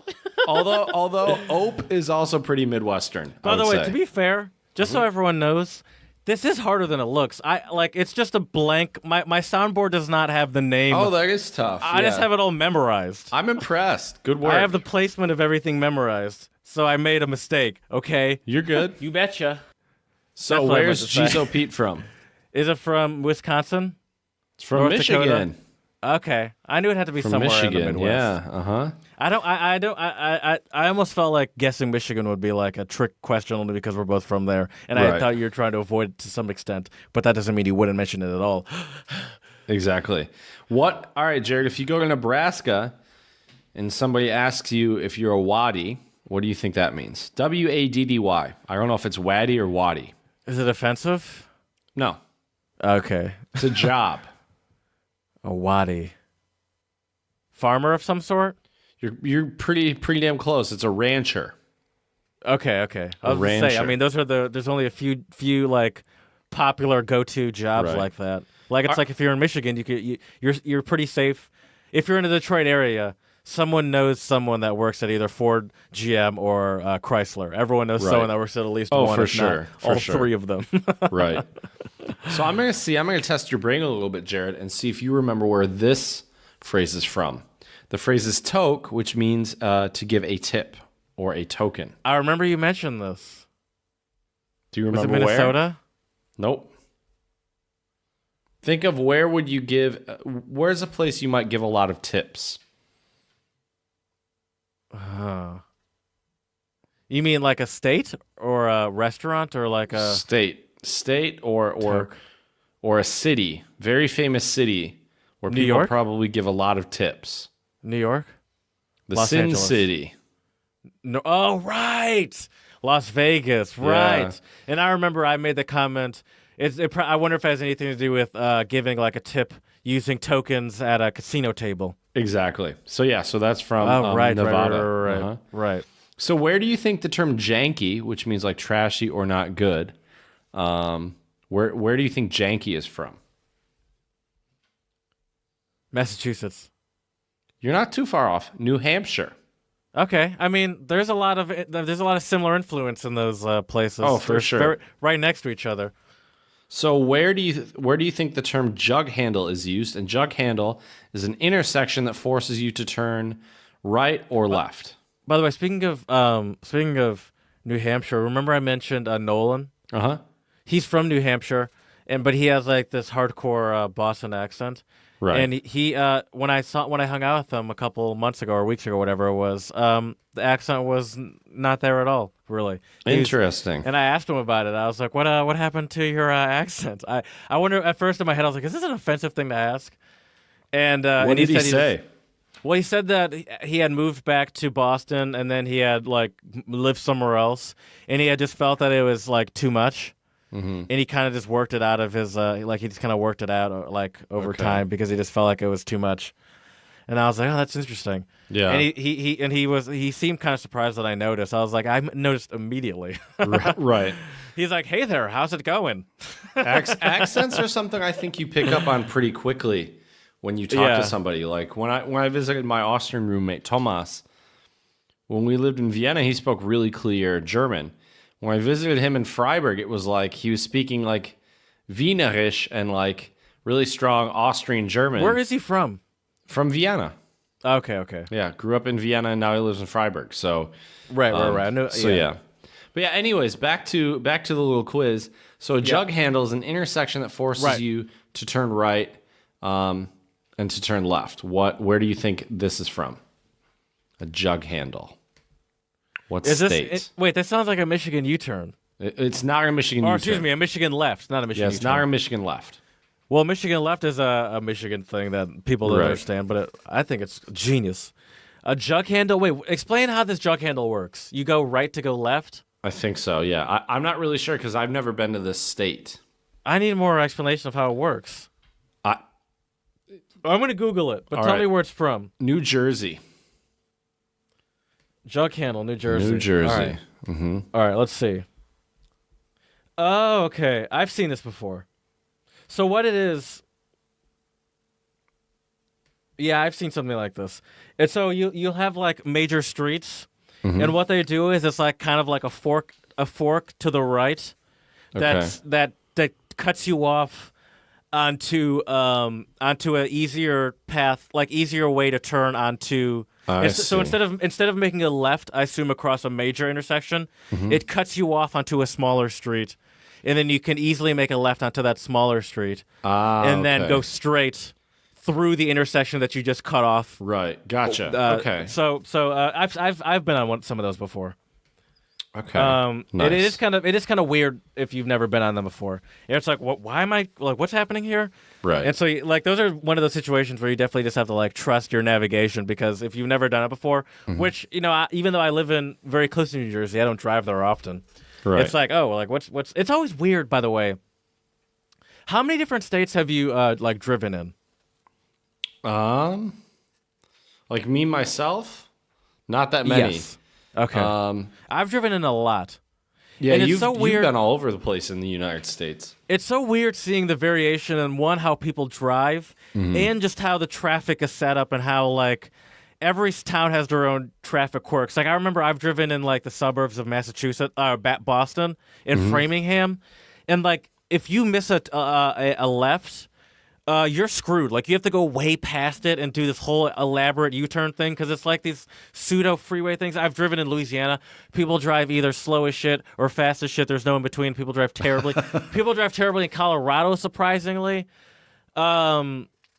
People actually, I hate to say, and maybe I'm biased, but I think people drive great in Michigan. But I also think there's something to it, because we do have that heavy car influence. I would agree with that. It's just interesting seeing like the different, like how you almost feel like you're in a different. It almost feels like how there's the kind of the stereotype of an American approaching a roundabout in England or something like that. Right. You can get that just going state to state. And being like say someone's not from Michigan, it's like, how do I make a left here? I have to go past it, then make a U-turn, then go wide, then make the left. It's like, what? Yeah, it's crazy. And then to a Michigander, it's like, yeah, it's so much simpler. Oh, for sure. Yeah, but it's just all what you're. So that was what, a bojangle you called it? A bow leg? No, it was a slap handle. Well, how do you not remember? You don't have it up in front of you? I don't have it up in front of me now. How do you lose it that quickly? Because I closed the tab. We are such different people, by the way. I have like notes and shit. I mean, I have a Google Doc with notes on it. It was a jug Chad handle. Just flies at the jug handle. Pants. Oh right, jug handle. I do fly by the seat of my pants. One of us has to. If you're no, that's hyper true. organized. I like the balance. Right. This is not a TED Talk. Do you have any more? Well, yes. My last one is from Wyoming, and it is to doubt. Like D-O-U-T, not D-O-U-B-T. From Wyoming? Yeah. To doubt. To doubt something. I feel like it's to prepare, like it's some sort of preparation. Kind of. Process. Not really.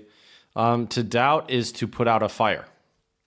Oh, so it's the opposite of preparation. Right. It's like at the end. Exactly. To doubt. It's like, oh, go doubt that fire, they would say? I would think so, yeah. Okay. One of my favorite things about different states and cities, I guess, are the laws. There's always weird laws that hang on in specific states that make no sense. So we should go through some. Yeah, let's do it. And I want to see if we can figure out if some of these have some justification, maybe in the 1800s or whatever, or where they're coming from, or to say they're idiots. Right. In Alabama, you may not impersonate a member of the clergy. Such misconduct could result in actual jail time or a fine of up to $500. Oh, wow. So my question is, for Halloween, Oh, that's a good would that question. be a problem? Because I've seen plenty of Jesuses. I mean, not in Alabama, but I've seen plenty of Jesuses and popes and priests on Halloween. Yeah, I'm not sure how they handle that. Yeah, do you get a free pass on Halloween? That's a good question. I would assume not. But the other thing is, with a lot of these ridiculous laws, I'm also very curious how often they're enforced, you know? Oh, for sure. Yeah. Well, like a lot of these things require very good timing to even be caught, because they're weird. They're all weird things that people could mostly do in the privacy of their own home. Right. I guess not impersonating a clergyman, because by the very nature of it, if you're not, you have to be in public, I guess, to actually impersonate it. You can't impersonate someone I mean, you can impersonate them in your home, but I can't imagine that being a crime. Right. Do you have any, by the way? Can we go back and forth? I can look some up. I thought. Okay. I thought you were gonna have these. Well, that's why I do, but I just don't want to talk about them all by. Anyway, in Arizona, it's not illegal to feed pigs garbage. You just need a permit to do so. Are you serious? You can feed pigs household garbage, but not without a permit. And from what I've heard, I don't know if it's the same in Arizona, but I know in Texas, pigs are like almost an infestation. There's a lot of them. And that's where like Ted Nugent goes, and he'll like ride around in helicopters, and you can like shoot them and like kill them from helicopters. Right. And people like freak out about it, but like it seems like that show a nuisance. And Ted Nugent he's a piece of shit, but whatever. I mean, and you kind of have to be. And granted, even if there's justification to killing all those pigs, you do have to kind of be a slightly psycho to enjoy. To like want to get into a helicopter and murder them from like a military Terry style machine gun or something like that. So here, I got a crazy one from Alaska for you. Okay. In Alaska, it is illegal to be drunk in a bar. Per state laws, a person who is already drunk may not knowingly, and this is in quotations, knowingly enter a bar to drink more or remain in the bar that got them drunk in the first place. Is this confusing and cruel? Yes, it is. It's not outdated. Think it is. They actually police enforce it, and apparently there are real idiotic 911 calls related to being drunk in a bar. It's kind of like I mean, there's laws against public intoxication. Right. Like you can't be openly drunk walking through the streets. I believe that's illegal, isn't it? I think so. And I mean, obviously people are drunk all the time, but I think it's like if you're to the point. And, you know, it depends on the surroundings. So I'm sure maybe if you're in New Orleans, there aren't the same public intoxication rules. But I think it probably also depends on your surroundings. So it's like, you know your essentially know your area. By the way, I can't get that Spätzle out of my head. If they don't have that at the grocery store, I'm going to be so mad that she got me so excited about this. Then are there any German restaurants in Philly? Probably, but I'm not going out to eat. Fair enough. I've been eating out all weekend. Anyway, I got another one. Can I give you another one? This is pretty crazy. This is from. But all I want to say is that law doesn't seem like a ridiculous law to me because it just sounds like a public intoxication law. That's true. Just where in the bar, though. You like obviously. It's also up to the discretion of the owner, and it's like the person's drunk, but they're not disturbing anyone, and they're not also. And also, there's a line also where it's like. You can't overserve, so it's like it's also a liability to the bar if people are getting like fucked up drunk in your bar, right? And getting ambulances called for over intoxication or whatever, right? Yeah, or even worse, alcohol poisoning. That's true, right? Well, that's what the ambulance is for. Yeah, it's not the silliest law, that's for sure. I like this one though, but yeah. So this one is from Connecticut. Know how to drink is really what the law is. That's true. That is true. So this law is from Connecticut. Okay. And pickles cannot be sold unless they bounce. According to a 1948 article, this law became a necessity after two scheming pickle packers tried to sell pickles unfit for human Pickle consumption on the sly. That would be a good insult. You're such a pickle packer. Slipping easy on chat. gator piss. Right. But yeah, so the Food and Drug Commissioner of Connecticut in 1948 proclaimed that a real pickle should bounce when dropped from the height of 1 foot. So if you're in Connecticut, make sure your pickles can bounce. Who's testing that? Are you a pickle tell me. person? Oh, I love pickles. Pickles are great. Do you understand the concept of the bouncy pickle? I'm not a huge pickle person. I mean, I've never tried to bounce one, but I might have I guess, to after yeah, this. if you love them, you're not purposely dropping them. Right. And also in Connecticut, silly string is illegal in Southington, unless it's in the privacy of your own home. So you can't just be walking around on the streets with silly string, or else they're gonna get your ass, which I guess makes sense. Okay, that's fair. Control your silly string. That's true. This one is from Georgia. And in Georgia, you cannot eat fried chicken with utensils. They'll just steal yours. No. But I agree with that one wholeheartedly. I mean, That's I agree. hilarious. I agree. If you're That's eating fried hilarious. chicken, you should be using your fingers. Just imagine someone getting arrested for that. That sounds like one of those cutesy laws that they put like, or it's like, all right, relax. Funny We're you not using mentioned our that, laws to make Jared. Jokes. Funny you mentioned that. In Someone got arrested? 2009, a tourist was arrested for a chicken forking violation. Well, everyone's an asshole then. Everyone's an asshole. The person eating the chicken like that's an asshole, and the person doing the arresting is a double asshole. That's fair. Let And this the happened. person do their thing. This happened in Gainesville, apparently. Yeah, it was probably Visitor like, arrested for eating chicken with we a don't fork. like your kind around here. Right. Oh, that's funny. I want you to guess where this law is. Okay. Did you ever think those beware of dog type signs had any actual legal function, aside from keeping you from scavenging in scrapyards? No, you did not. Turns out a dog owner here is liable if the dog bites you, unless they have a sign displayed on the premises that says "bad dog." Then you're on your own. Where would you think the law would be? Where it's like all you need is a sign, and if you're on the premises, the dog could do whatever they want to you. Think Texas? no, but you're close. I was about to say stand your own ground. Florida. Yes. Okay. Yeah, that's terrible. That's but yeah, it's where it's essentially. I mean, where I guess that's fair, and it's on private property. Right. Where it's like, hey, I told you get off my property, and I told you that this is why you shouldn't be on my property. But I just see that law getting like that just seems like it can be abused. In Delaware, in Fenwick Island, a town not technically an island, obviously, you can't tailgate or otherwise picnic around your car between midnight and 6 a.m. Hey, it's like, what kind of Really? riff is going on here? That's crazy. Oh, man. I mean, why you do it? I mean, I guess it is crazy that that's a law, but also, what are you doing? Like, Right. like the fact that it's I a agree. law is crazy. Oh, for But sure. Also, what are you doing? Right. This is a good one from Kentucky. In Kentucky, there is no dueling, as in all public officials and attorneys in Kentucky must swear an oath that they have not fought a duel with deadly weapons, nor acted as a second in another person's duel. And this oath took effect in A second, 1840. so it's like, is it like a best 2 out of 3 duel? I my dueling etiquette is not It's where like, it should all be. right, he died. You're next. If you win, then we have another chance. I would think the second would be if. Yeah, I'm not sure. Yeah, I'm not sure what the second would be. Maybe Or it's like, hey, I didn't duel, but I was a runner up just in case. Well, do you like maybe step in for like somebody else? Maybe.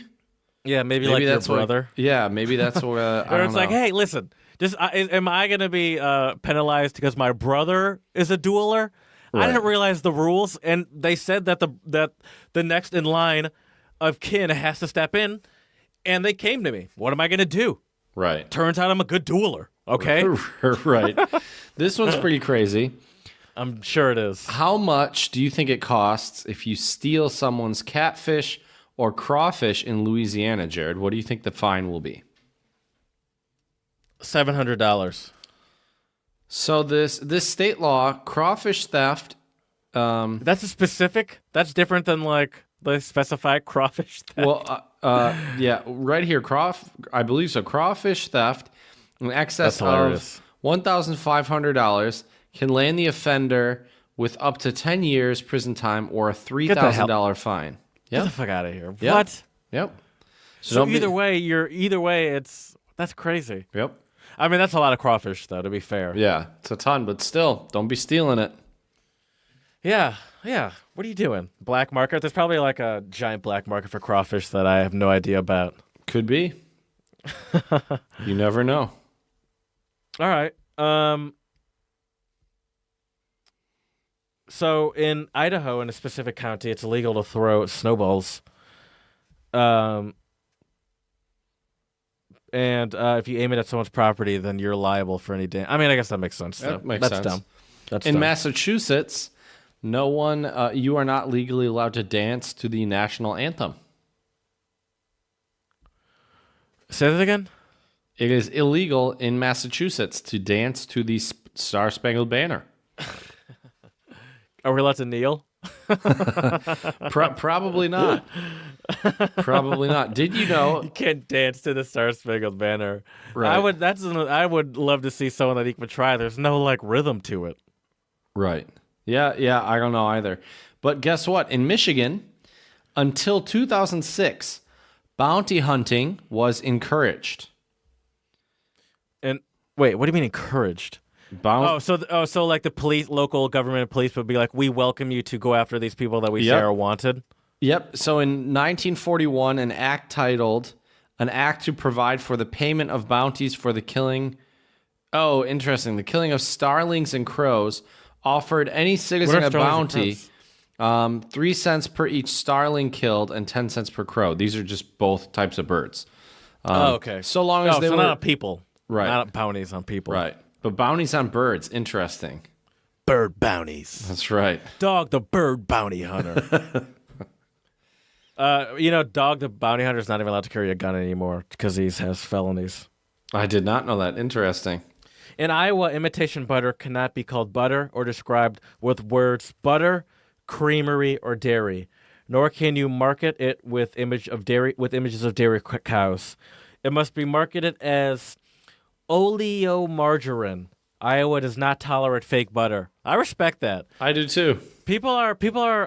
I mean, maybe, and I assume they have maybe a big butter market there, and maybe so. Big butter has a heavy hold over there. Like, listen, we don't want people confusing our quality real shit with this like margarine. Remember back in the '90s when margarine was like considered like because people were afraid of fat for a long time. There was a war on margarine. I remember. Well, there was a war on fat.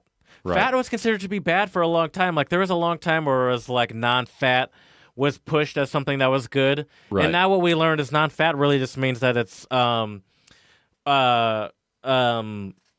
substituted with a lot of sugars or chemicals, and really it's better for you to just have fat than it is to have these non-fat things that are really just substituted with other things to give that same effect and flavor that the fat gives you. When fat's really not bad for you at all.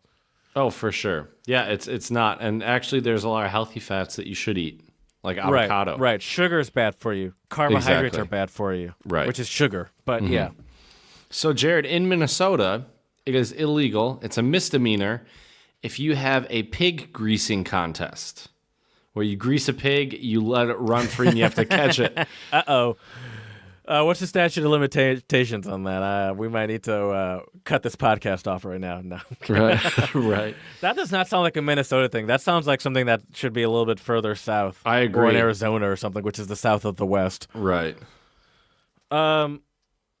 All right. In Louisiana, you can't order goods or services for someone who doesn't know to expect said goods or services, like ordering someone a surprise pizza. I've always thought about that. That's funny. So that's actually illegal there.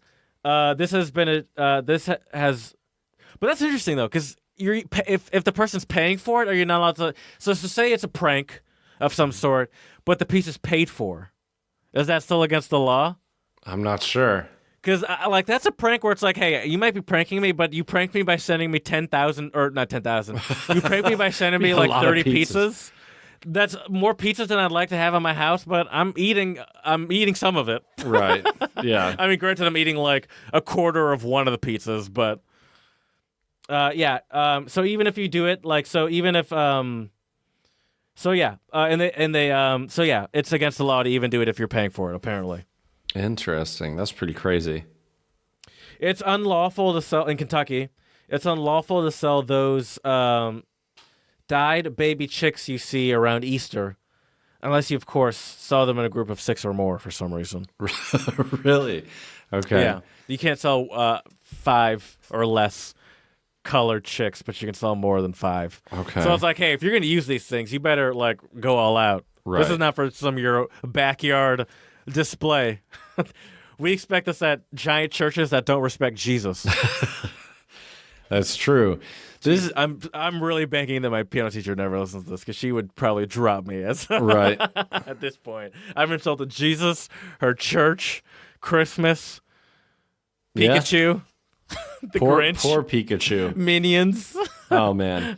So in Mexico, or sorry, New Mexico. Oh, by the way, I have to send you one more picture. Go ahead, I'm listening. Nice. In New Mexico. In New Mexico, it is not illegal to walk around with your butt out. So indecent exposure is only defined as intentionally exposing one's primary genital area to public view. The glutes are nowhere to be mentioned in this law. So in theory, you could be walking around, strolling around with assless chaps all day long. But that's not offensive. It's not illegal. Right. Excuse me. It's not illegal. Offensive. I guess that's personal. So I just sent you a picture real quick from the. There are also Disney princesses, and one of them saw me taking a picture, and I felt kind of bad. Oh, yep, I see that. Okay. She does not look happy. But yeah, that's interesting. I mean, people would argue that none of it should be illegal.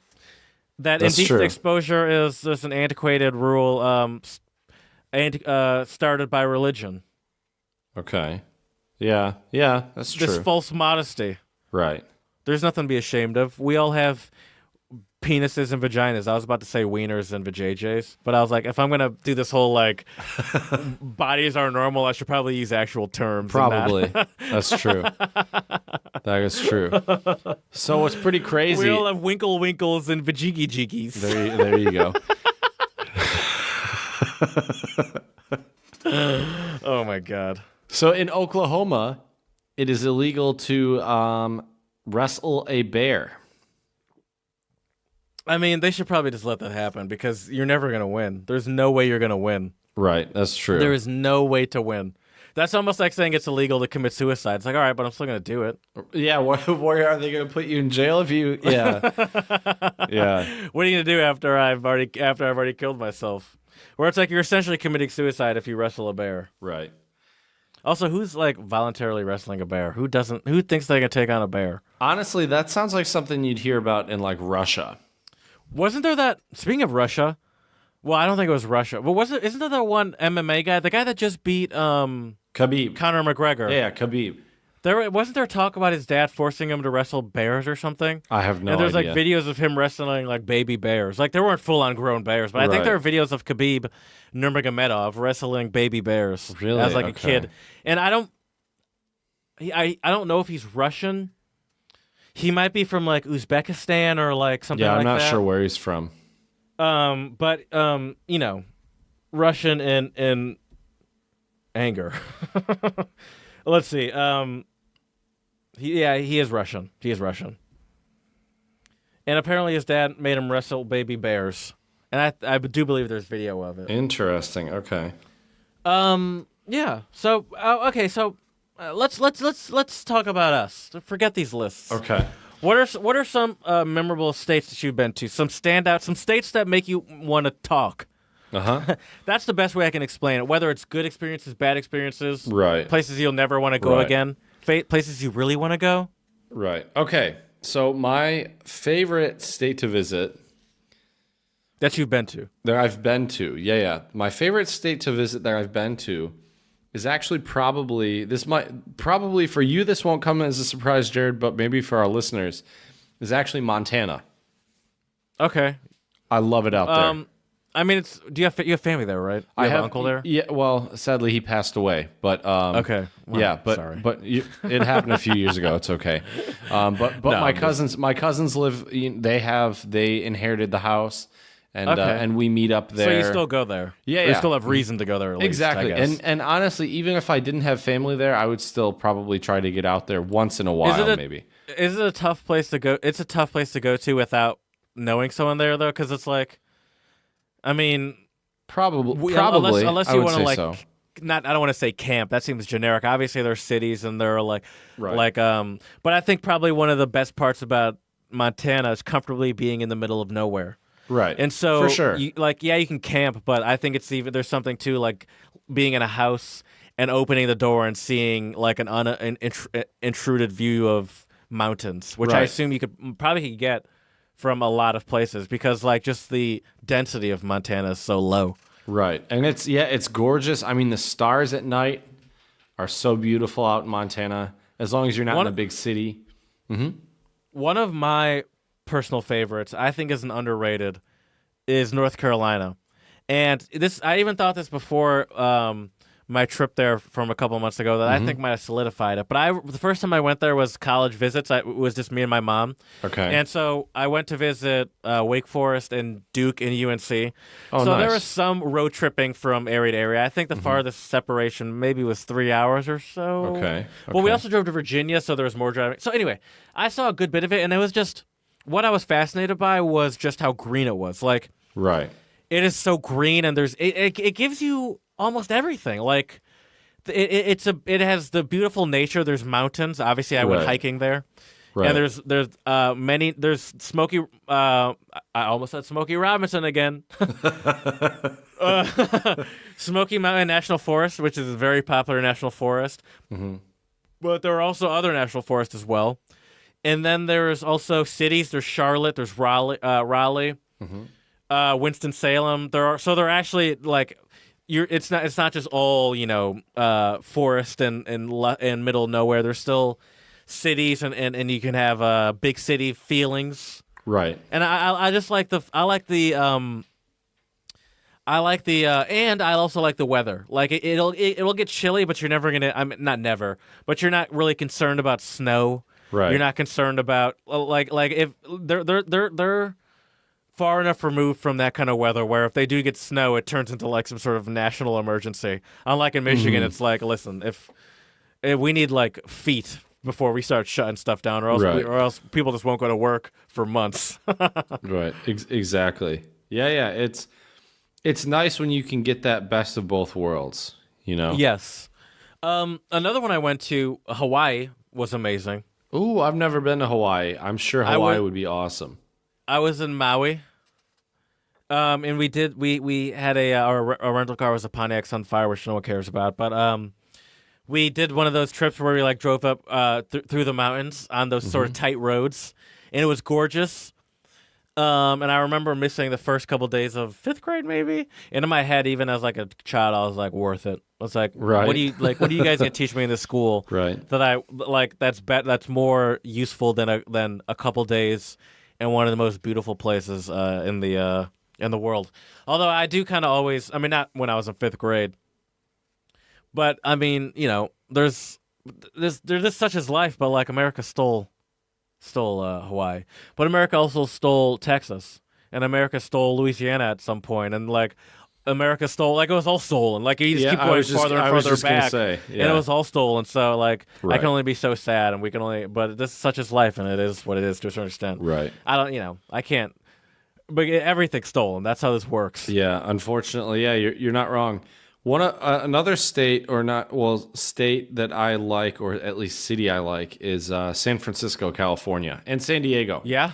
Both of those places. Shout out to Don, my buddy. He lives in San Francisco. Yep. And it's just gorgeous out there. Like because you got the bay. It's also, at least when I was there, it was during the spring, and like the weather was perfect. Weather is good for us Michiganders, where we don't mind it being chilly. Because it's surprisingly, every time I go there, I always underpack, not expecting it to be as chilly as it is. Right. But it's not like Southern California where it gets super hot. my struggle with San Francisco, Mm-hmm. and granted, this might have some of the blame to be on my friends, but I'm rarely impressed by the food. I feel like they spend a lot more effort on setting the vibe Okay. than getting the food right. And to be fair, Interesting. Okay. my buddy Don took me last time I was in San Francisco. My buddy Don took me to a soul food like Southern Cajun restaurant, and I was like, my entire family's from Louisiana, right? Right. That's like a I bad. was like, there's no way you're gonna impress me, Right. or like I'm gonna find I find it even I was like it's hard for me to believe that I'm gonna find this quote unquote Southern Cajun food from San Francisco acceptable. And then I tasted it and I was like, yeah, I could get better shit from some family members just in their kitchen. Like this is Right. nothing to me. Right. So, but as far as the city goes, it's great. It's just it's very modern also, Mm-hmm. and it's beautiful. It's got the bridge. It's got the hills. Everyone loves the hills. Oh, for sure. It's absolutely gorgeous. It's very picturesque. Mm-hmm. Absolutely. Don and I did a bike ride to Sausalito, which is some small city 14 miles or so outside of San Francisco. Oh, nice. I've been to Mount Rushmore in South Dakota. Oh, cool. Which is essentially I should have looked this up. Presidents' faces in the side of a mountain in South Dakota. It's ridiculous. You can climb up it too. Did you know that? You can just climb up it. No, I didn't know that. That's crazy. Yeah. Anyone's welcome to just climb it. I mean, obviously you can only go so high. It's Right. face, but Right. yeah. And so I've How many? Can you give me a rough number? How many states do you think you've been to, Jared? How many states do I think I've been to? I need to look at a map. Hold on. Let me pull up a map. Because I think Go ahead. it might be easier if I eliminate some. Right. Because I think I'm around 15 or 16. That's it? Would be no, my- I'm more than that. But see, I'm also counting the ones that I've driven through, which maybe is Okay. not fair. But Well, let me pull up a map. Okay. I haven't been to Alaska. me either. I haven't been to Washington. I haven't been to Oregon. I haven't been to Idaho. I haven't been to Nevada. I haven't been to Arizona. I haven't been to New Mexico. I've been to Wyoming. I've been to. Did you go to Yellowstone? What were you doing? I in did. Wyoming? Yes. Yes. Yellowstone's definitely if you're out west, yeah, you need to hit up Yellowstone. It's awesome. I have not been to Wyoming. I have not been to North Wyoming. Dakota. I've been to you South just said Dakota. you just said you were in Wyoming. Excuse me. I have not been to North Dakota. North Dakota. Gotcha. But I have been to South Dakota because that's where Mount Rushmore is. Okay. I've driven through Nebraska. I got a speeding ticket there. I've driven through Iowa. Mm-hmm. Never been to. No, I have driven through Kansas. Maybe. Never been to Missouri. Never been to Oklahoma. A lot of those I've been to Texas a bunch of times. I have family in Texas. Oh, nice. I've been to Louisiana. I've been to Mississippi. Never Alabama. I've been to Georgia. I've been to Florida. South Carolina. I've never been to. North Carolina. I've been to a couple times. Virginia. I've been to. Never been to West Virginia, and I've been to a lot of those East Coast ones. Never been to Maine, but I've been to. Never been to New Hampshire, but I have been to Vermont.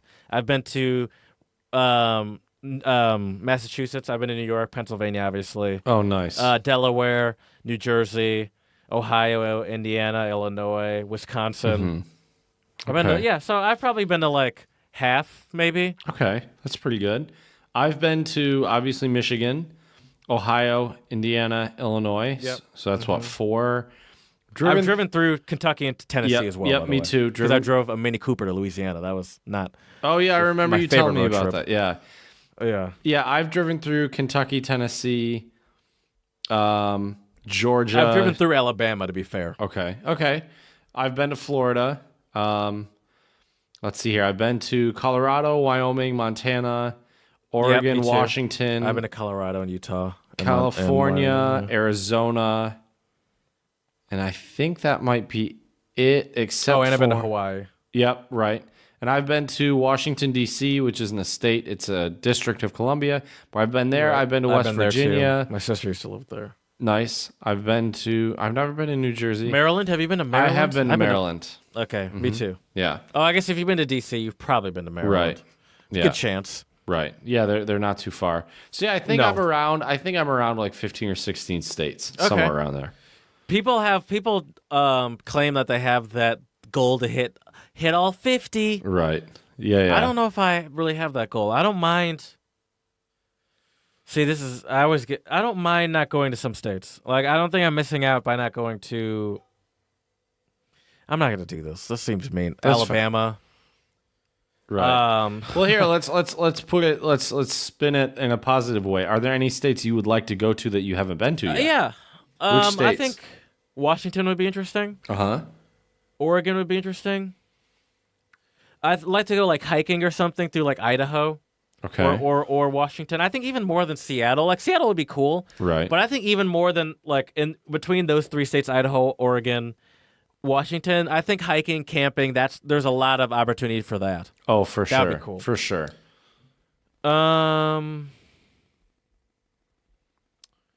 Where else would I really like to go? A state, South Carolina. I would love to go to. I've never been to South Carolina. I've heard it's really beautiful. Yeah. Another state. I've driven through Tennessee. Mm-hmm. But I would love to go to like Nashville or and I've been to the airports. I've been to Memphis. I want to go to Memphis really bad. Or like I love to. I think Tennessee would be a fun state to visit, like Nashville or something like that. Oh, for sure. No, I think that's about it. Okay. Maine, maybe. May get some lobster or something, but I'm not itching to get to go to Maine. Right. I like to go back to Boston. Okay. But I've been there before. Right. Yeah, I've never been there. I would like to go to Wisconsin because I've never been, and it's not that far. I've heard Madison is a great city, fun college Wisconsin, town. did you know, fun fact about Wisconsin, is they're one of the most drinkingest city or states. I could see that. Nothing wrong with that. And Madison specifically has quite the reputation for being a good place to hold on. Tie one on. There we go. Nice. I would also Which like means to visit. get hammered forever. Right. That's true. I would also like to go to Tennessee, Louisiana. I've never been to Louisiana. Texas would be really cool as well. And those are pretty much the main ones. I think I've actually been to North Carolina, but I was really little. So maybe go back there now. But yeah, able to experience it as a man. Exactly. I mean, the amazing thing about the United States is just as we mentioned earlier in this episode, the variety, geographically speaking, climate-wise, everything. I mean, we have New York City, which is, one of the greatest cities in the world, arguably. Mm-hmm. And then you could also drive through Nevada for literally hours on end in a Corvette ZR1 with your foot floored to the ground and not run into anything, going 170. Right. So that's pretty great. That's for sure. Yeah. I think I've been thinking between this episode and the last one about, what America could teach. We need to take a break on talking about America. That's fair. I think we've done enough America for a bit. I would agree. But, I would say that we are... But would you say you're proud to be American, Jared? No. No. Mm-mm. Would you say that America is beautiful? Yes. I'd say it's very beautiful, of course. I'd say, yeah. And I'd say I'm very lucky to be American, but I'm also kind of ashamed. Yeah, that's fair. That is fair. And also, I feel you.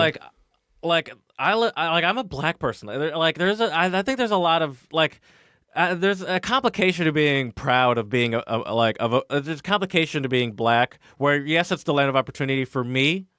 My parents offered me a good life and all that stuff, but it's just there is a complication with just being proud to be an American. I would agree. It has a very difficult history, like most countries, but it's I don't know. It's just weird. It seems like a weird thing to claim pride in when it's but that same thing doesn't have the same respect for you. Right. Really. It's different for everybody what it means to be American. And I think but and that's why I also want to make it clear. But I'm also very lucky and happy to live here, and there are few like I don't even think I could fully explain how lucky like you and I are to have been born here in comparison to even like other countries that are considered first world top of the line countries. I think we're lucky. Right. I would agree. And We're exposed to a lot. I don't know. Right, and especially we're exposed to a lot of amazing music. We are. Yeah, some of the greatest musicians in the world, like Ray Charles. Exactly, and that brings us to our song of the pod this episode, America the Beautiful by Ray Charles. And his rendition is fantastic. And I believe he sings some of the traditional stanzas, and I don't know about you, Jared, but I was taught this in school as a kid. Were you? What? America the Beautiful? Oh, yeah. Right? But Ray Charles has his own... I thought you meant the Ray Charles version. I was like, not specifically. Right, yeah. I have actually never heard, until we did this episode, I had never heard this rendition of it. I think, did he not play it in the... Have you seen the movie, Ray? Oh, you're right. He did play it, It might have come up in that movie. I think he did. Might have, but I don't remember it well. Right. So maybe it didn't. But yeah, it's just a moving song about the United States and what makes America so beautiful. Yeah. I mean, little like Ray Charles speaks for himself. We barely have to sell him. Right.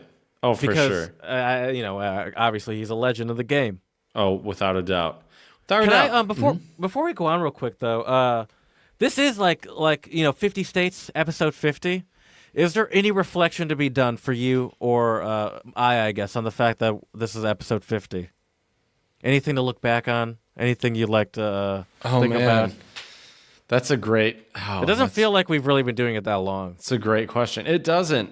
But I guess my only thing is I'm just so thankful that we've shared so many good laughs and some really, really corny jokes and a lot of great untranslatables. Yeah. All right. Sounds written, but that's okay. I agree with you. Yeah, I can send you a screenshot of my computer if you want. I didn't write that down. But yeah, no, and hopefully here's to 50 more episodes, Yeah, for sure. Without a doubt. And we really appreciate all of our listeners out there, and we hope you've been enjoying the ride as well. But yeah, so check out our song of the pod for this episode, America the Beautiful by Ray Charles. And it was actually when he was on the Dick Cavett show on September 18th, 1972, and he kills it, as usual. Yeah, he's on a real old-school looking stage that almost looks like where you'd put a 1960s Cadillac or something like that. Right. For sure. Absolutely. And they're the backup singers are standing behind... am I mistaken in saying that? Were there not backup singers standing behind them? Yeah, there were backup singers standing behind the piano. Yep. In fancy, gowns. Yeah. Yeah. It's a great video, and we hope that it can help all of our listeners out there get the vibe of what makes America beautiful, because it is a great country. Sure. Yes, that is for sure. It is. Well, I think now we need to change gears because according to Dinesh D'Souza. Oh God. I still feel so guilty about that, but it is what it is.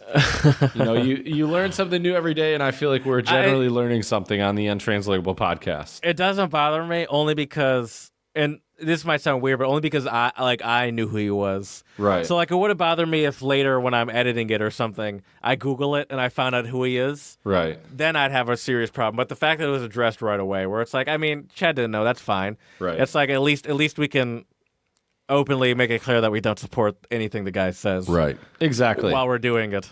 Exactly. Well, now that would have bothered me too if we had just let it go. We can't even put this out. Right. That's true. That is true. He's right. We are the best country in the world. We start getting black people need to stop complaining. We get all these random followers that are white supremacists and stuff. Oh man, our listenership has really gone up. Right. Oh man, he's this Richard Spencer guy. Right. Oh geez. Anyways, so as most of our listeners know, or at least you should by now, I've been maybe not giving my 100%, maybe giving my 80% to try to learn Czech. And this is actually a phrase that my friend David taught me this weekend, which is a useful phrase. It is "co děláš," which means, well, do you have any guesses what it means? I need some context. So if we went out to a bar and then you just leave the bar and stumble out into the street after tying one off, I might yell at you, Jared, co děláš? Control yourself. No. Come back. What are you doing? Oh, okay. Okay. All right. What are you doing? I like that one. I mean, that's a go-to. Yeah. When I moved to Germany, Was machst du had to be one of the first phrases I had down. Oh, for sure. For sure. Yeah. That was a useful one in Vienna, too. So now in the Czech Republic, co děláš. And then same in Spanish. That's a very common. Isn't that que pasa? That's like what's going on. Oh, what's up? Yeah. What's happening? Right. It's similar though, but right. yeah. Exactly. Well, I think it's time to end our podcast today with a quote. And this is from he was an author and wrote a lot about like living in different places in the United States. James Missioner. The quote is, "America is a nation with many flaws, but hopes so vast that only the cowardly would refuse to acknowledge them." And when I think of the United States, I think hope is definitely a word that I would associate with it. For all the terrible things I say about the U.S., I mean, I can't deny that America runs on hope. I mean, we are a very hopeful country. We're a very like optimistic country. We have huge hopes for Americans, whether you're the most liberal or the most nationalistic, conservative person. I think there's a lot of hope in there. I would a lot agree. of like thinking that we're better off than we are, and that we have everything's getting better, and America's, So yeah, I agree with that. I feel like I try not to make it negative, and I turn it negative. I think there's I think there's something to having that hope and faith, because I don't really tend to have that as in a personality wise, but it is a nice personality trait, I think. Oh, To absolutely. have faith in yourself. I would agree. I feel like that should be a t-shirt, Jared. America runs on hope. And Duncan. That's also true. But yeah, I think that's a great quote. I think it's a good little snippet of all the 50 states, I would say. So we hope you have learned something interesting this episode about one of the 50 states. There's just so much to see and so much to do in all of these different states. It's really a smorgasbord of a lot of great things in the United States, that's for sure. Well, on that note, we thank you very much for all of your support. Please check us out on Instagram, Untranslatable Podcast. Check out Jared's witty, sarcastic, sometimes a little pessimistic, but I like it. His tweets on Twitter, Untranslatable. Do you see this? Huh? Do you see this? See what? The tweets. Oh, yeah. Yeah, I see him once in a while. I didn't think you ever looked at Yeah, at the rarely. Twitter. Once in a blue moon. There was one I had to not do because it was a little dark. Oh, fair enough. Fair enough. I was like, all right, this is professional. This is a podcast. Right. And let us know what your favorite states are, or the 50 states, at untranslatablepodcast@gmail.com. We would appreciate it. We would love to hear from you all. We will see you next time, and děkujeme.